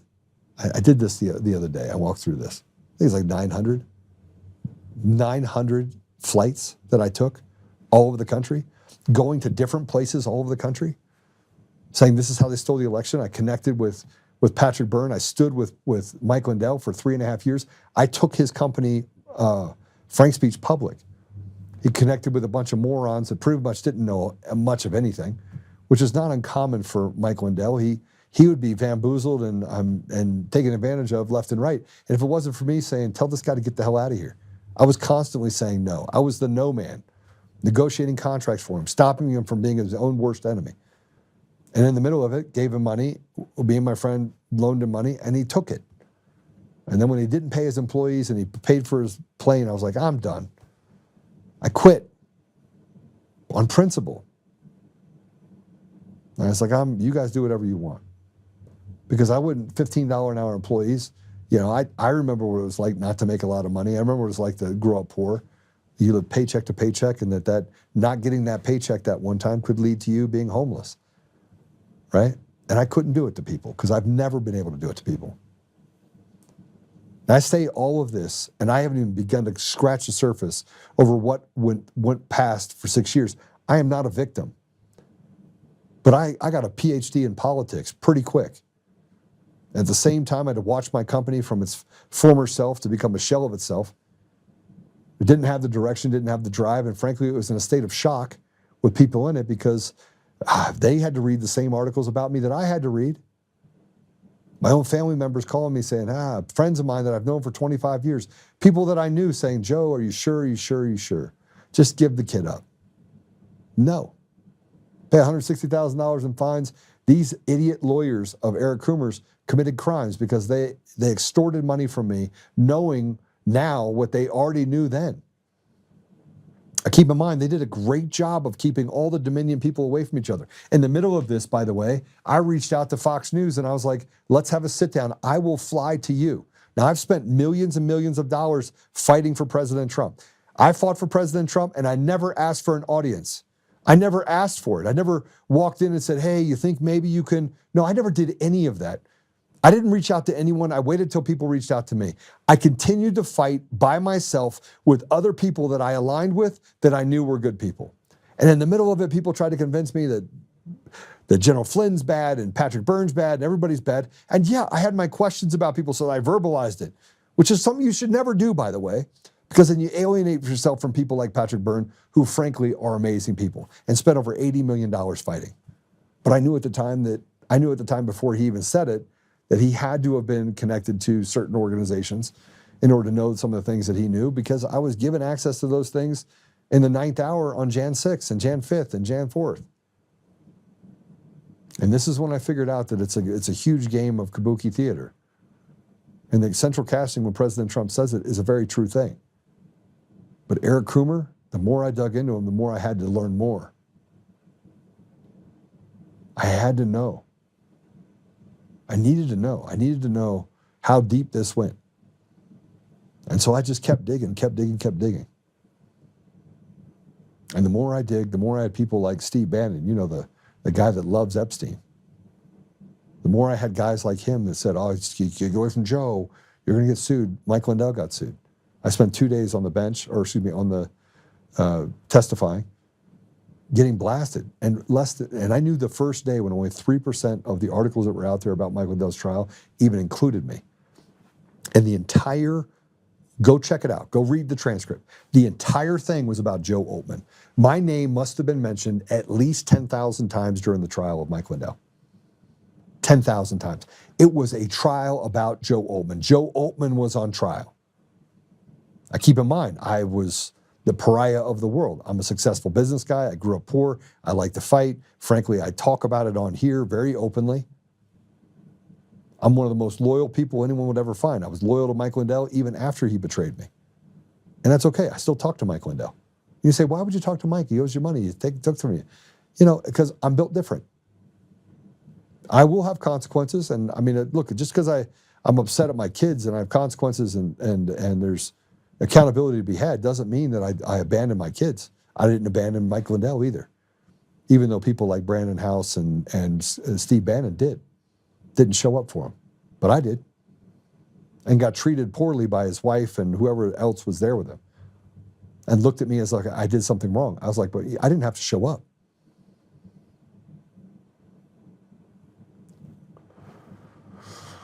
This is a little bit cathartic for me. I guess I should check and see if people are still paying attention.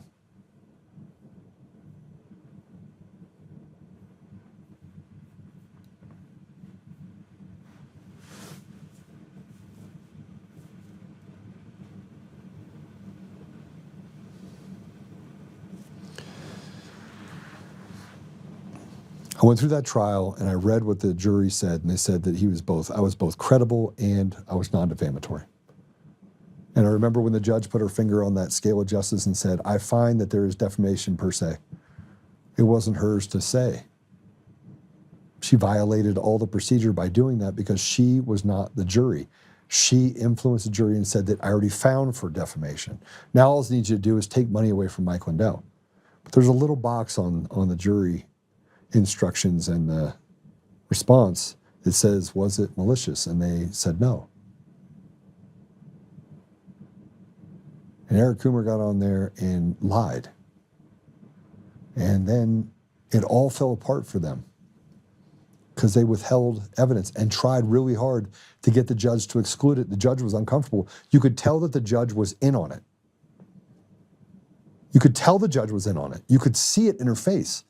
As a guy that literally has seen that look before, you could see they were in. Counsel for Pompeo knew about the theft of the election. Pompeo left because he could not be complicit in that. They already had a conversation. Like, this guy's smart. Like, everybody, all the guys that are involved in stealing the election around President Trump, they all know Joe's not an idiot. He's a smart guy.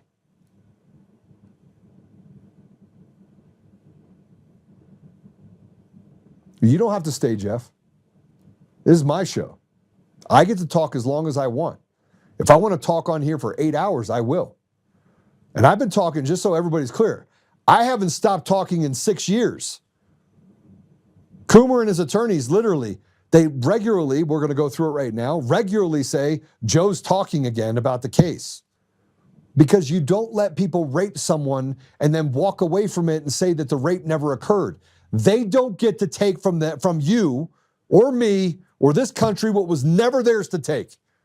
And that is your voice. That's treason. And for somebody to say that treason is, you got to have a person that watches this. We watched it in slow motion as they stole state by state.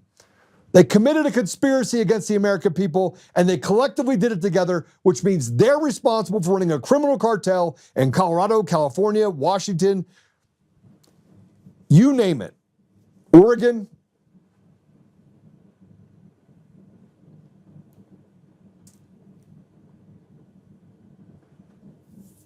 Put this post up there. This is A3. By the way, Patrick Byrne is the one guy that literally has given me the ability to see things. Like, say, okay, now I have hope again. Because I didn't. I got on this, I was angry, I went from hammer, nail, you name it, running around, just wanted to hurt people. I did. Because I thought, man, the only way we can get through this is to really, so this is the post that I put up. Eric Coomer's attorney has now gone to court 3 times to have lawyers removed. He is trying to remove my attorney and tried to have Patrick Byrne's attorney removed. Tomorrow I break open the piece of trash special master who the Denver court judge assigned. The leftist retired trash heap has violated the law at every turn. This is true, by the way. The judiciary is rotted in Colorado. It doesn't even resemble a court. It is a cartel backyard bully pulpit that acts with impunity. I could care less what these criminals say or do. I will have justice, and no amount of make-believe or by Coomer or his bandit crime family attorneys will change what is coming. The gig is up. Coomer is hiding in another country because he is afraid of being arrested. It is just a matter of time, and his attorneys have a good chance of being his cellmate. They stole elections, which is really the voice of the people, to fundamentally change our nation. That is treason, and the punishment for such crimes is actually not a participation trophy. President Trump, let's move.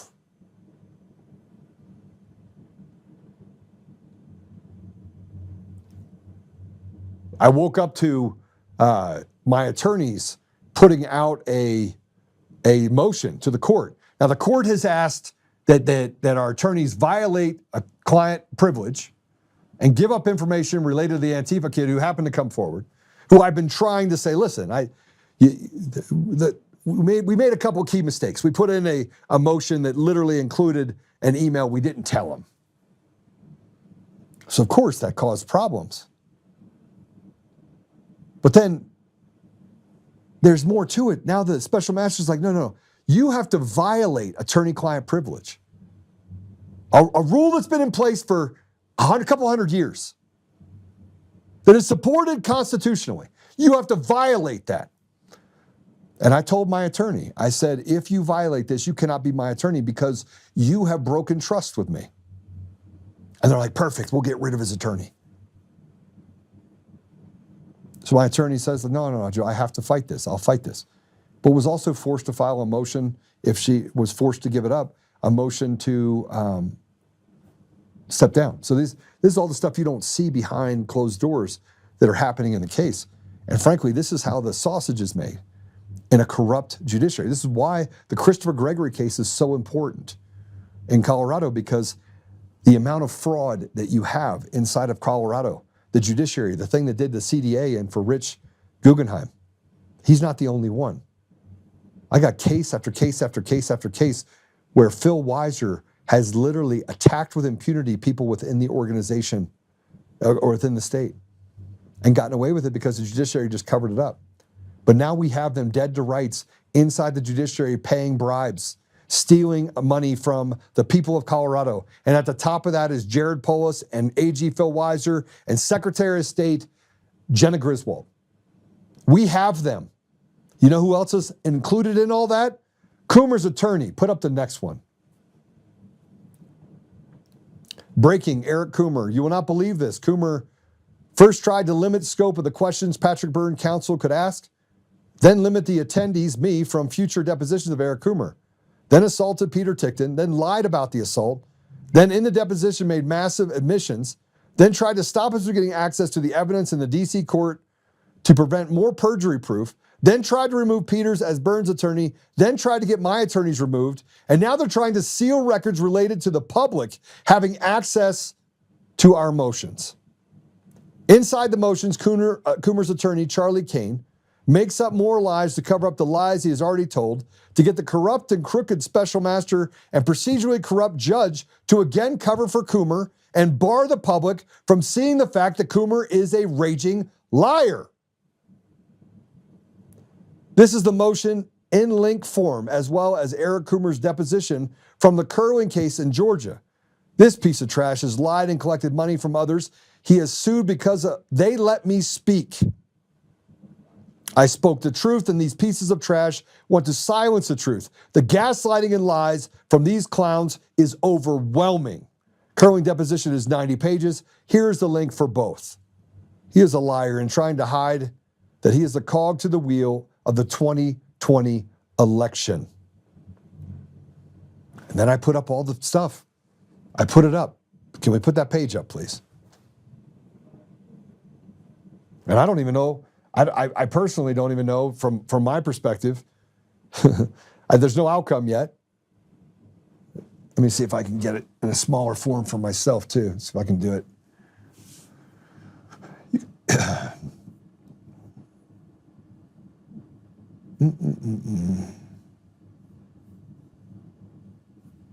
Someone just said, I didn't know the Coomer fled the coop. He did. This goes through, let me just go to page 2 really quick. January 16, 2026, 10 days prior to Coomer's deposition in the Coomer versus Patrick Byrne case, Middle District of Florida, he filed a protection order seeking to limit the range of topics on which he could be deposed.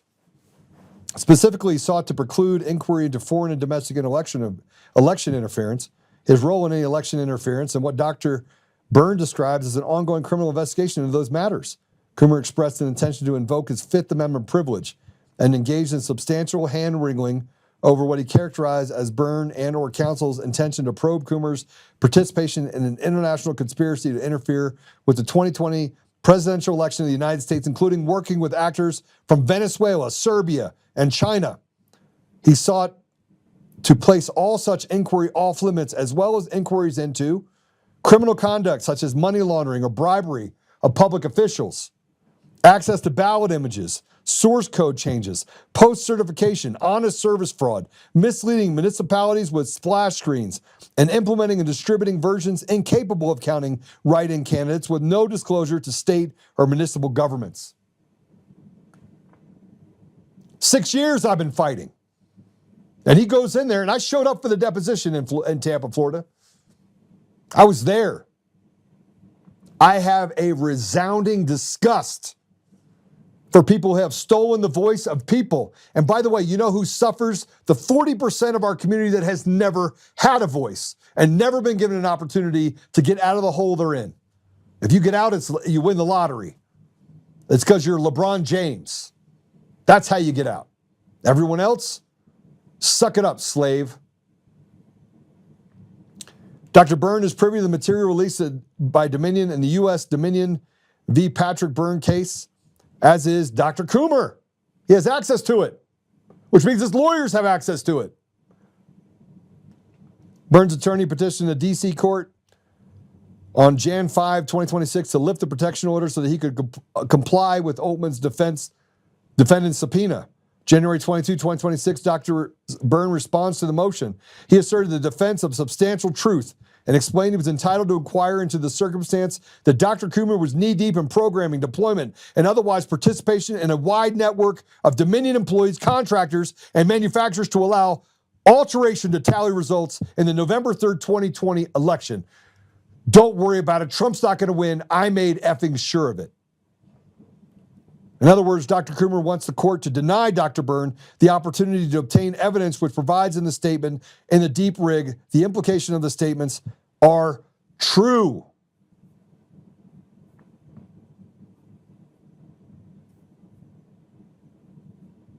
You should write a book, Joe. No, I'm not going to write a book.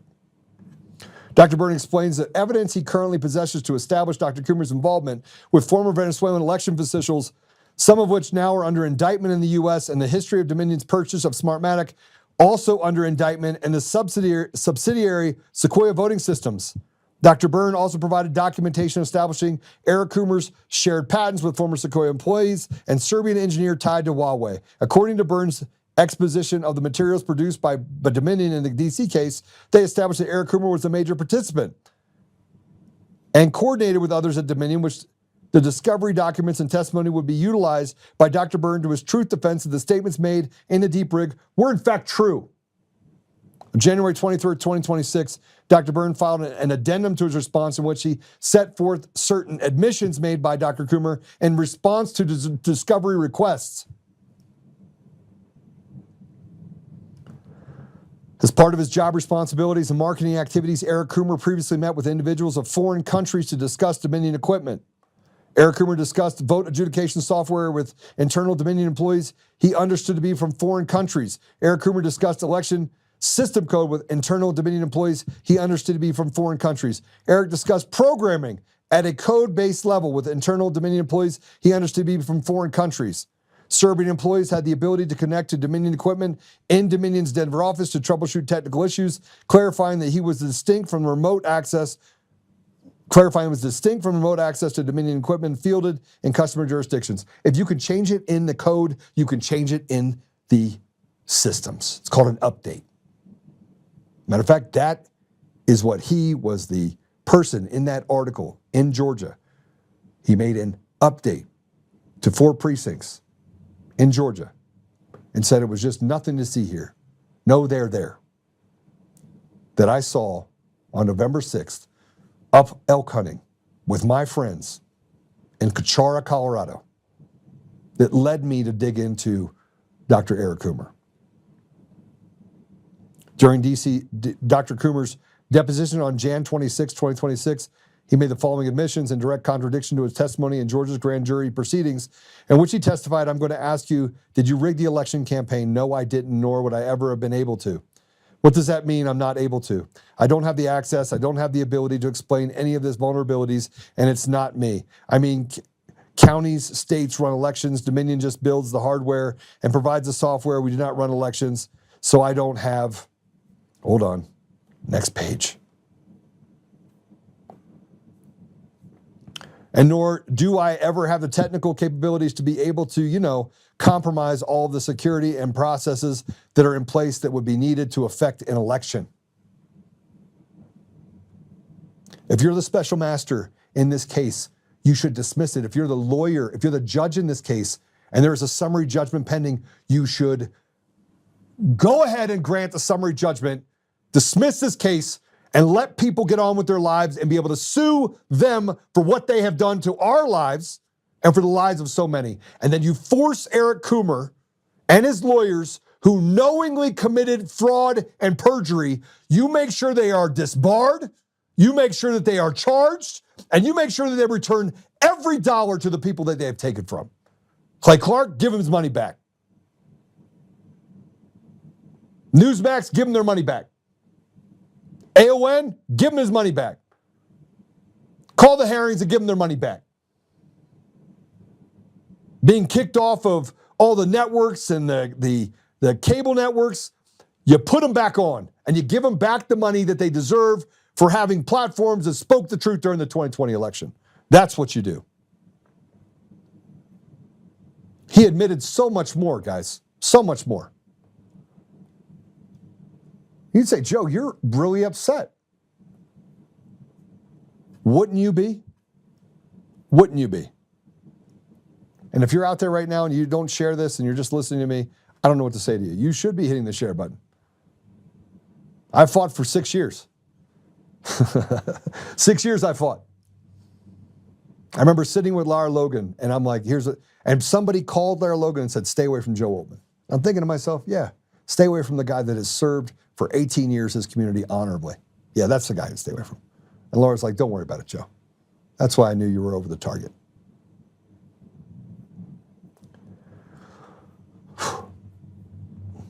I'm going way longer than I should. You guys want to cut me off? Should I be done?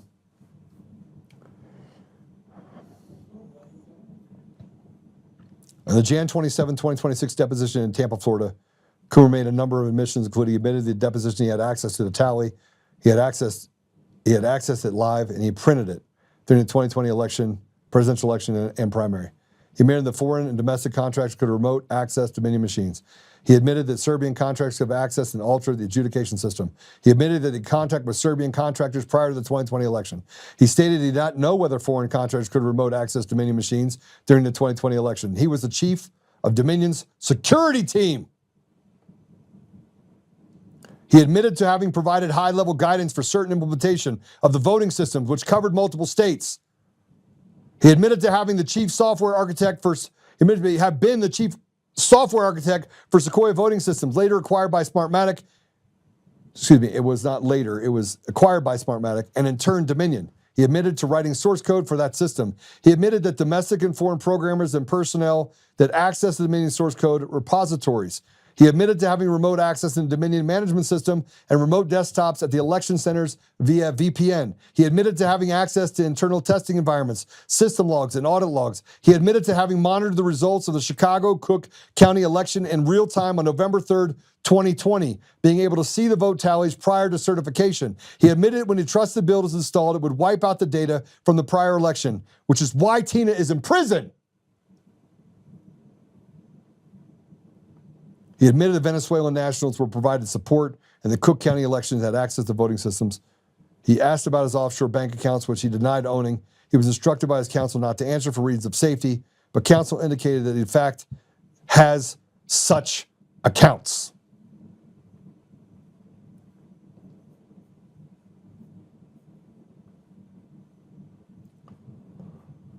Like Dr. Byrne, Mr. Oltmann and the extension, the Oltmann defendants intend to present the defense of substantial truth at trial. They intend to prove that contrary to the advertisement is a Second Amendment amended complaint in all prior versions to his deposition and trial testimony. In his verified discovery response, Eric Coomer did, in fact, have the motive, methods, opportunity, means, intention, and ability to interfere in the 2020 presidential election. That he was part of a common Smartmatic Sequoia Dominion International network, which was largely unchanged for 2 decades, and Eric Coomer was a leader and central player in the network, and that Joseph Oltmann reasonably believed he had interfered in the 2020 election. Dr. Burns County advises the court in the Middle District of Florida that Dominion production contained evidence of the network of individuals carrying out the same acts of manipulation, deletion, and remote access, but that counsel could not provide greater detail without violating the protective order. The Oltmann defendants are entitled to discovery evidence they require in order to prove their defense. Eric Coomer and the joint defense partner Dominion Voting Systems and affiliates are not entitled to hide the critical evidence from them, regardless of how compromising it is. They sued Oltmann. They cannot continue to hide the truth, and in no proceeding with any semblance of fairness would a court permit them to.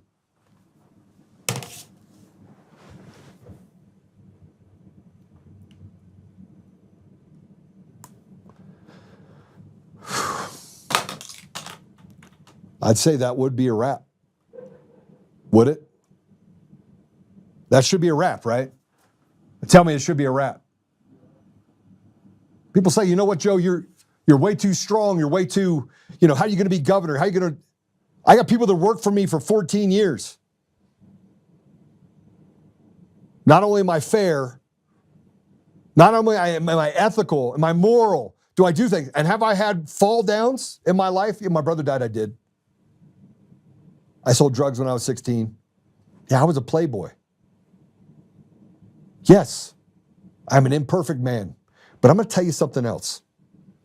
Being an example for my kids, having to protect my wife, having to have an AR-15 next to my bed, proving to everyone that I am well armed at all times because of the death threats that have been put against me, while these people have gotten away with and get to eat ice cream and take money from people and then have to guilt me and say, look what you caused. You caused this pain on these people.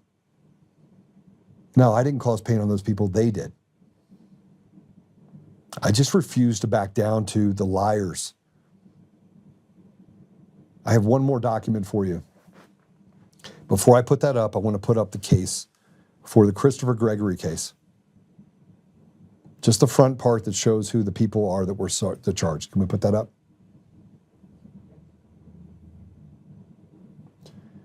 There's a name in there, and it's 1, 2, 3, 4, 5, 6, 7, 8, 9, 10, 11, 12, 13, 14, 15 down.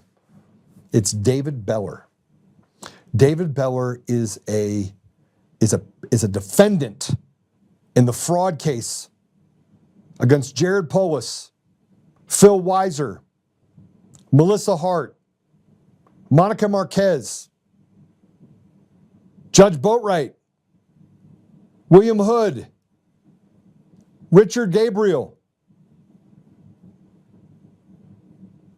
Maria Birkenkotter. I could keep going. David Beller, take that down, please. Now put up this post. David Beller, let me read this to you. Soon after all this stuff came out, there was a supplement made that said, you know what, Joe's now just putting it all out there. Oh my gosh, we have to cut this out of the court. We can't let people see it.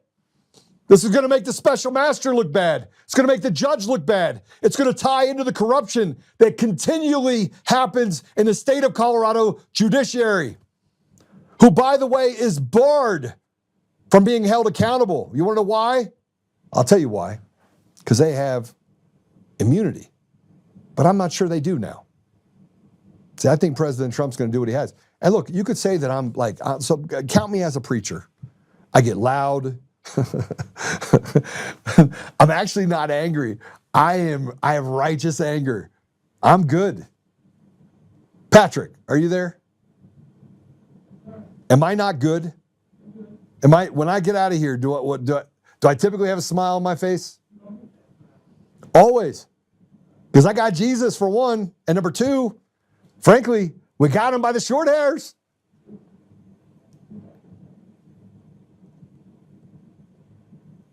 David Pretty Boy Beller is a traitor. I don't know if that's true. That was a comment in there.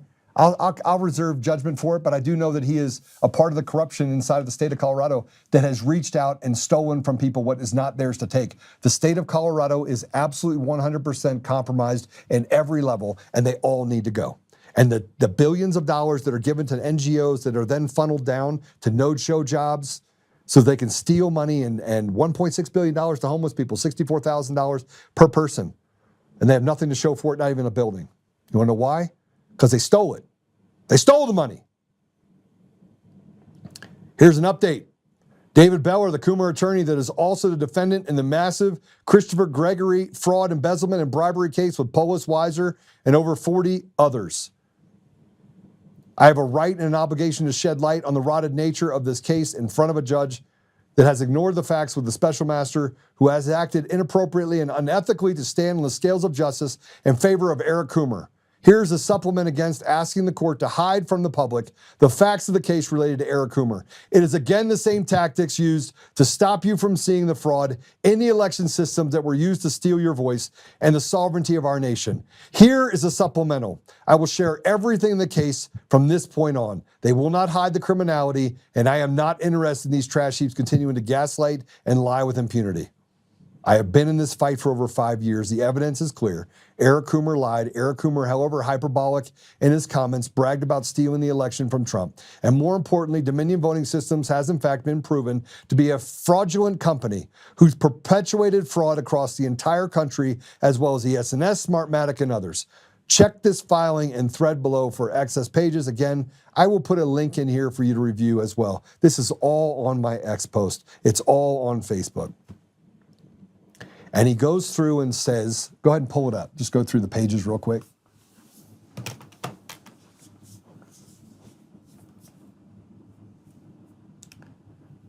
Here's page 1. Go to page 2. You guys going to read all about this. And it basically says that on this morning, on February 17th, in the morning hours, or on February 16th, in the morning hours, Mr. Oltmann put up this post about Eric Coomer. I just read it to you. On February 17th, Mr. Oltmann put up this post. Go ahead, go to the next page. Go to the next page. And there it is. There's the post that I just read to you. Go to the next page. There's the other post. Which, by the way, I made it available to you. You have access to it. Go there. You have access to read the entire document that my attorney filed. Charlie Kane, if I were you, I'd rethink your career path. David Beller, sorry, brother. I already know all your connections. I know the connections to people that are really bad. And by the way, you probably should have done your homework on me.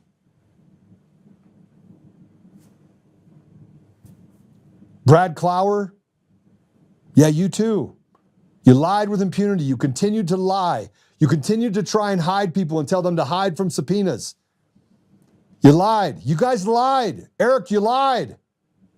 You're going to jail. You're going to prison. I truly believe that President Trump is not going to put his family through another season of what he went through during the Biden administration. He is not going to let evil prevail, and neither is someone like Elon Musk. He's not going to let it happen either. I certainly am not. And if you want to know what 6 years has done to me, it's made me older.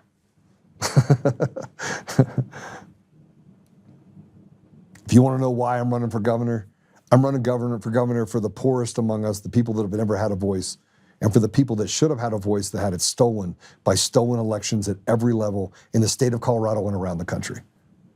And I cannot be bought. I can't be bought.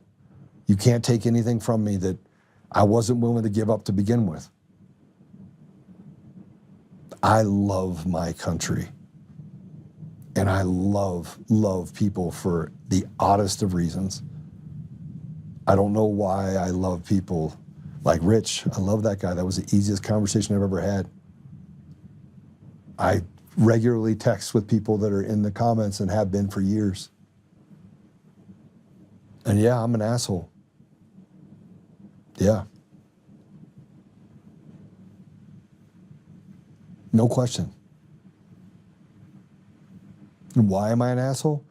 Because I don't believe that you get to take from people what was never yours to take, and that we should have accountability. We should be accountable, and we should feel like in our country we don't have to run away from aspects of our community that should be safe for our children. The education system should be safe for our children. Homeless people should feel safe. We should find a way to rehabilitate them. The prison system should have a place of forgiveness and giving them a path forward where they can learn a trade. It doesn't exist. Children inside of the schools should learn to read and write. Parents of illegals should not be given free health care and free child care, while parents that are Americans are told to abort your babies. There should be no grooming centers. There should be no pride flags in schools. It shouldn't happen. Farmers should not have to beg the government to use a certain seed or have the government put their finger over top of them and says, listen, slave, you will put whatever seed we tell you to put in the ground. And we should not be able to prioritize families and put them lower on the scale than we do gray wolves and wolverines.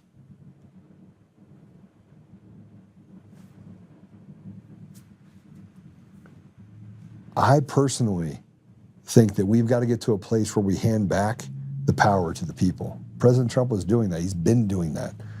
Now the government is at a war with itself. And the excuses being made by Pam Bondi and others they're stark reminders that we have claws in us that we need to shed. And we need a Julius Caesar moment. We need people inside of our community to rise up and take control of this monster that's been created inside of our states. There should be no property tax. There should be no tollways. We should not have a $40 billion budget where we can't account for nearly 2/3 of it. You want to know what I think? That's what I think.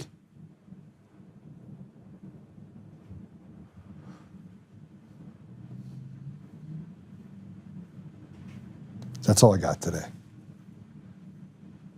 I have so much respect for the people out there like Patrick Byrne that have been fighting. I have utmost care for and support for President Trump specifically, because he actually can't get animated like I do. He's the president. I know he does behind closed doors. I know he's a strong man. You know how I know? Because they shot him in the ear. And he was like, whatever, fight, fight, fight.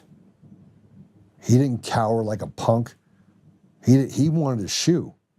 I mean, look, you want to talk about a man that literally has felt the long arm, that is not as afraid of his mortality, but also recognizes the things he's done in his life he's probably not proud of? That's President Trump.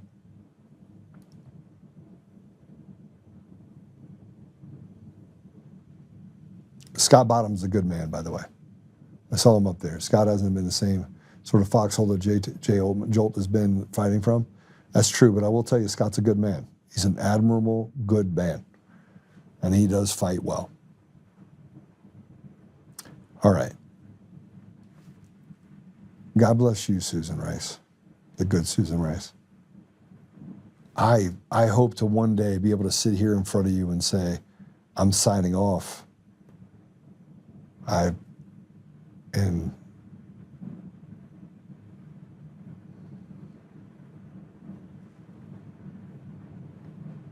Because I said that job well done.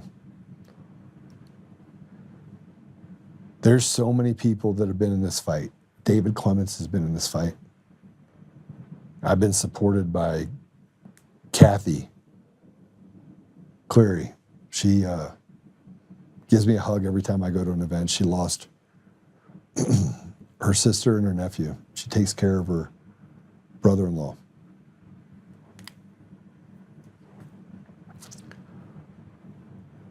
I've had all you. I've had my team, Damon and Patrick. I've had Lynn, my assistant, for over 10 years, who knew me long before any of this and still stuck around to be my eyes and ears and take care of things that I needed.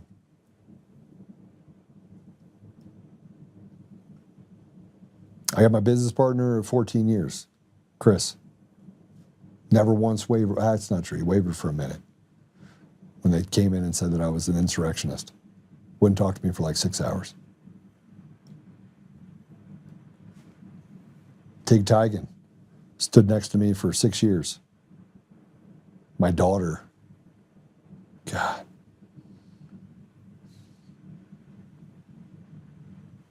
My wife, my son.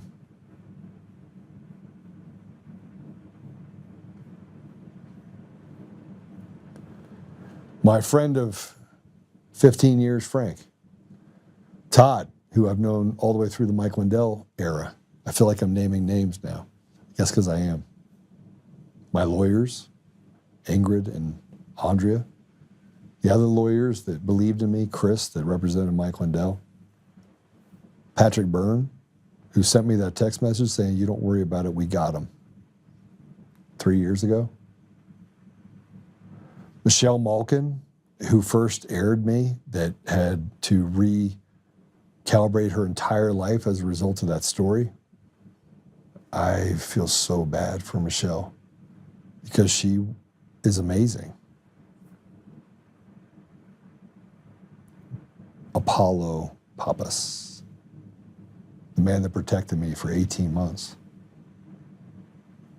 and never stopped protecting me after that. Who, no matter what, showed up, never told me I was making the wrong decision even when he knew I was.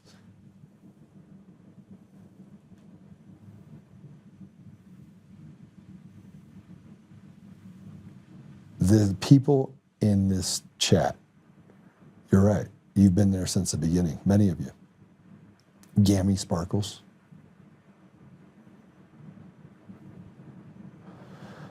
My brotherhood that we've been building.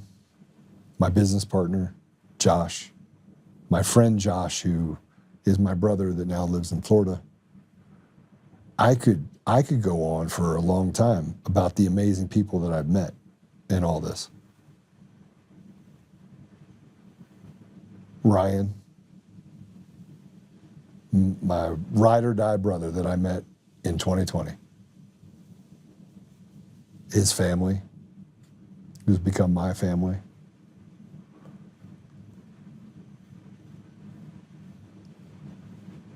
Yeah. All right, I'm done reminiscing. Can we pray it out? No. Apollo didn't break up with me. Apollo's learning stuff. He's learning stuff. His mom, by the way, fearless warrior, who was in this fight with the school board up in Michigan. I could talk about Stephanie Lambert, Matt DePerno, Ben Cotton, Jeff Lindbergh, Draza Smith, Sean Smith, Ed Solomon, Jim Penrose. Man, there are so many people that I want to say thank you to. Even the ones that lied about me and had to come around. Laura Logan, she's spectacular. What a voice.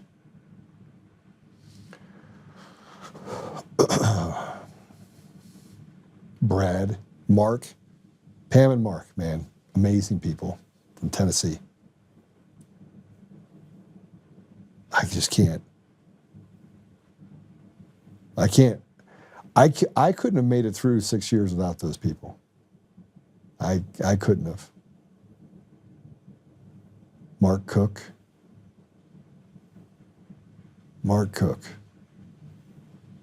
is a good man. He's a great man. You see, it took a village. It took a village. There's so many more people I want to say thank you to. Yeah. But I'll be here all day. I'd be here all day. There are so many people. From Michigan to New Hampshire to Florida to Texas to Georgia. Oh my gosh. Voter GA.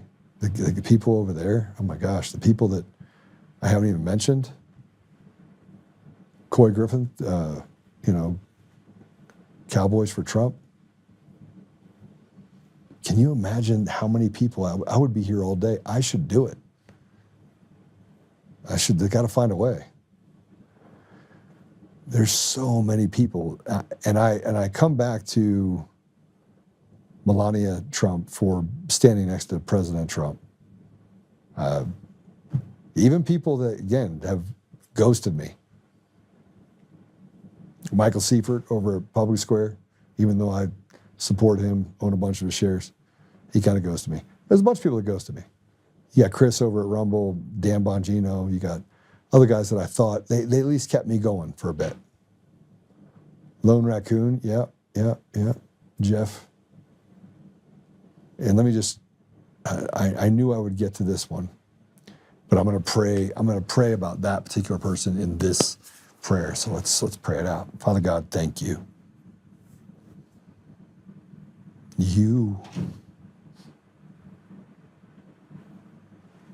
But God, thank you for these people that we just talked about. Thank you for the people that are listening. Thank you for President Trump. Thank you for even Mike Lindell. But thank you, Father, for Tina Peters. The ultimate sacrifice of being able to go to jail, go to prison, while standing up for what's right and what's true, while people gaslight and lie and cheat and steal what was never theirs to take. The ultimate sacrifice, and to do so with such conviction and such grace. That is Tina Peters. A woman that is a gold star mom that you know more about than any of us. We're grateful for Tina Peters. We're grateful for her sacrifice, but we're also grateful for her voice that she continues to have. We're grateful for her lawyers that continue to represent her. We're grateful for Peter Tickton. But Father, we are so grateful for Tina. And so I would just speak this prayer about Tina. Please guide her and protect her. Please lift the burden off her shoulders.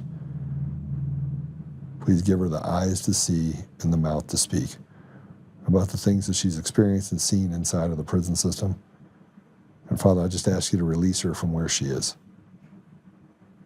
I ask you to give her the ability to step out of the prison, to be released.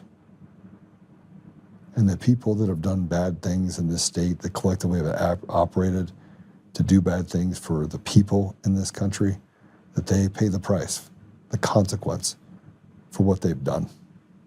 And we know vengeance belongs to you, Father, but we just ask you to give us the ability to push through.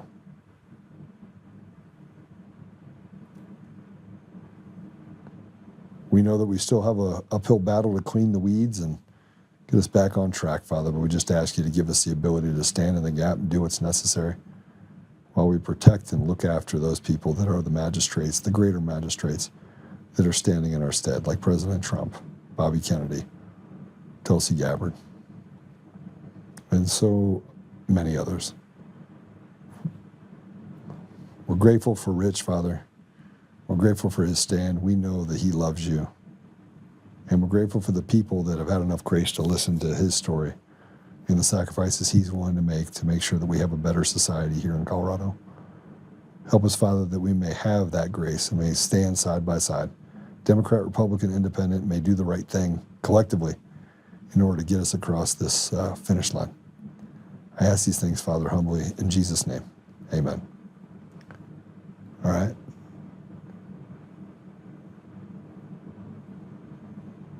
Yeah. Hey, you guys have a great one. I know I went a really long time today. Thanks for being with me. I got to, I think, 2 good shows out of it. And I'm grateful, super grateful for the opportunity to be here with you today and to have a voice. Although I don't still have a voice. And yeah, God bless you. We'll see you soon. Whoa,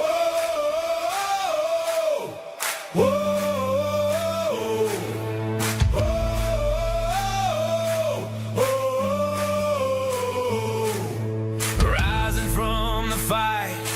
The forgotten and the free, exposing rigged machines, Coomer's lies, Dominion's deceit, pays $1,000 each day, shielding truth from corrupt halls, but he won't back down, standing tall through it all. Martin, Tina Peters break the chains that bind her tight, hand count votes and one day bring the fraud to light. No more mailing scams, no machines to steal the night. Restore the people's voice, make Colorado right. Governor Oltmann, lead us bold and true. Badass for the have-nots, fighting through and through. Abolish property tax, cut the tolls away. Shrink the bloated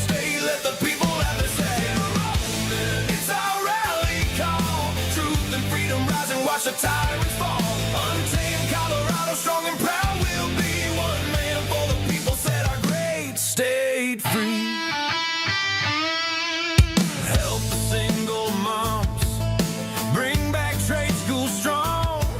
Opportunity for youth, where the brave belong. Audit every NGO, ban the wolves that roam. Reclaim our stolen land, bring the power home. Eric Coomer's fraud dominions, rig design, expose the stolen votes, cross a dangerous line. No more victimhood, no chains on you and me. He's running for governor for real liberty. Smash the fraud machine, pardon heroes jailed for the have-nots. Rising truth will never fail. One warrior defies the corrupt elite. Colorado reborn, strong on our feet. Governor Oltmann, lead us bold and true. Badass for the have-nots, fighting through and through. Abolish property tax, cut the tolls away. Shrink the blow to stay, let the people have the say. Governor Oltmann, it's our rally call. Truth and freedom rising, watch the tyrants fall. Untamed Colorado, strong and proud, we'll be one man for the people, set our great state free. Whoa, whoa, whoa, whoa. Governor Oltmann, lead us bold and true. Governor Oltmann, freedom forever, Colorado rise.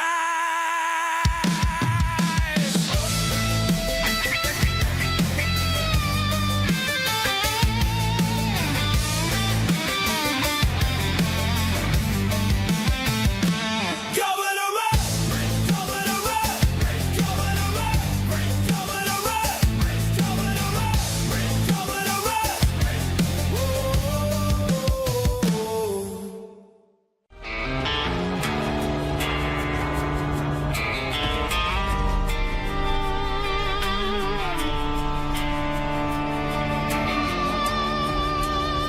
Rise up untamed, in the heart of the fight where the wild ones roam. Joe Oltmann's calling, bringing truth back home. From conservative daily to this untamed fire, we shatter the silence, lifting spirits higher. No chains can hold us, no lies can prevail. Authentic and fearless on this rugged trail. Patriots gather under stars and stripes. Untamed nation, igniting the night. Untamed nation, let the truth roll out in this land of the free. Standing proud from sea to shining sea, we won't back down. Catch the fire, wear the crown. Untamed nation, it's our battle song, motivating hearts where the brave belong. Yeah, untamed and wild, forever strong. Play it again all night long.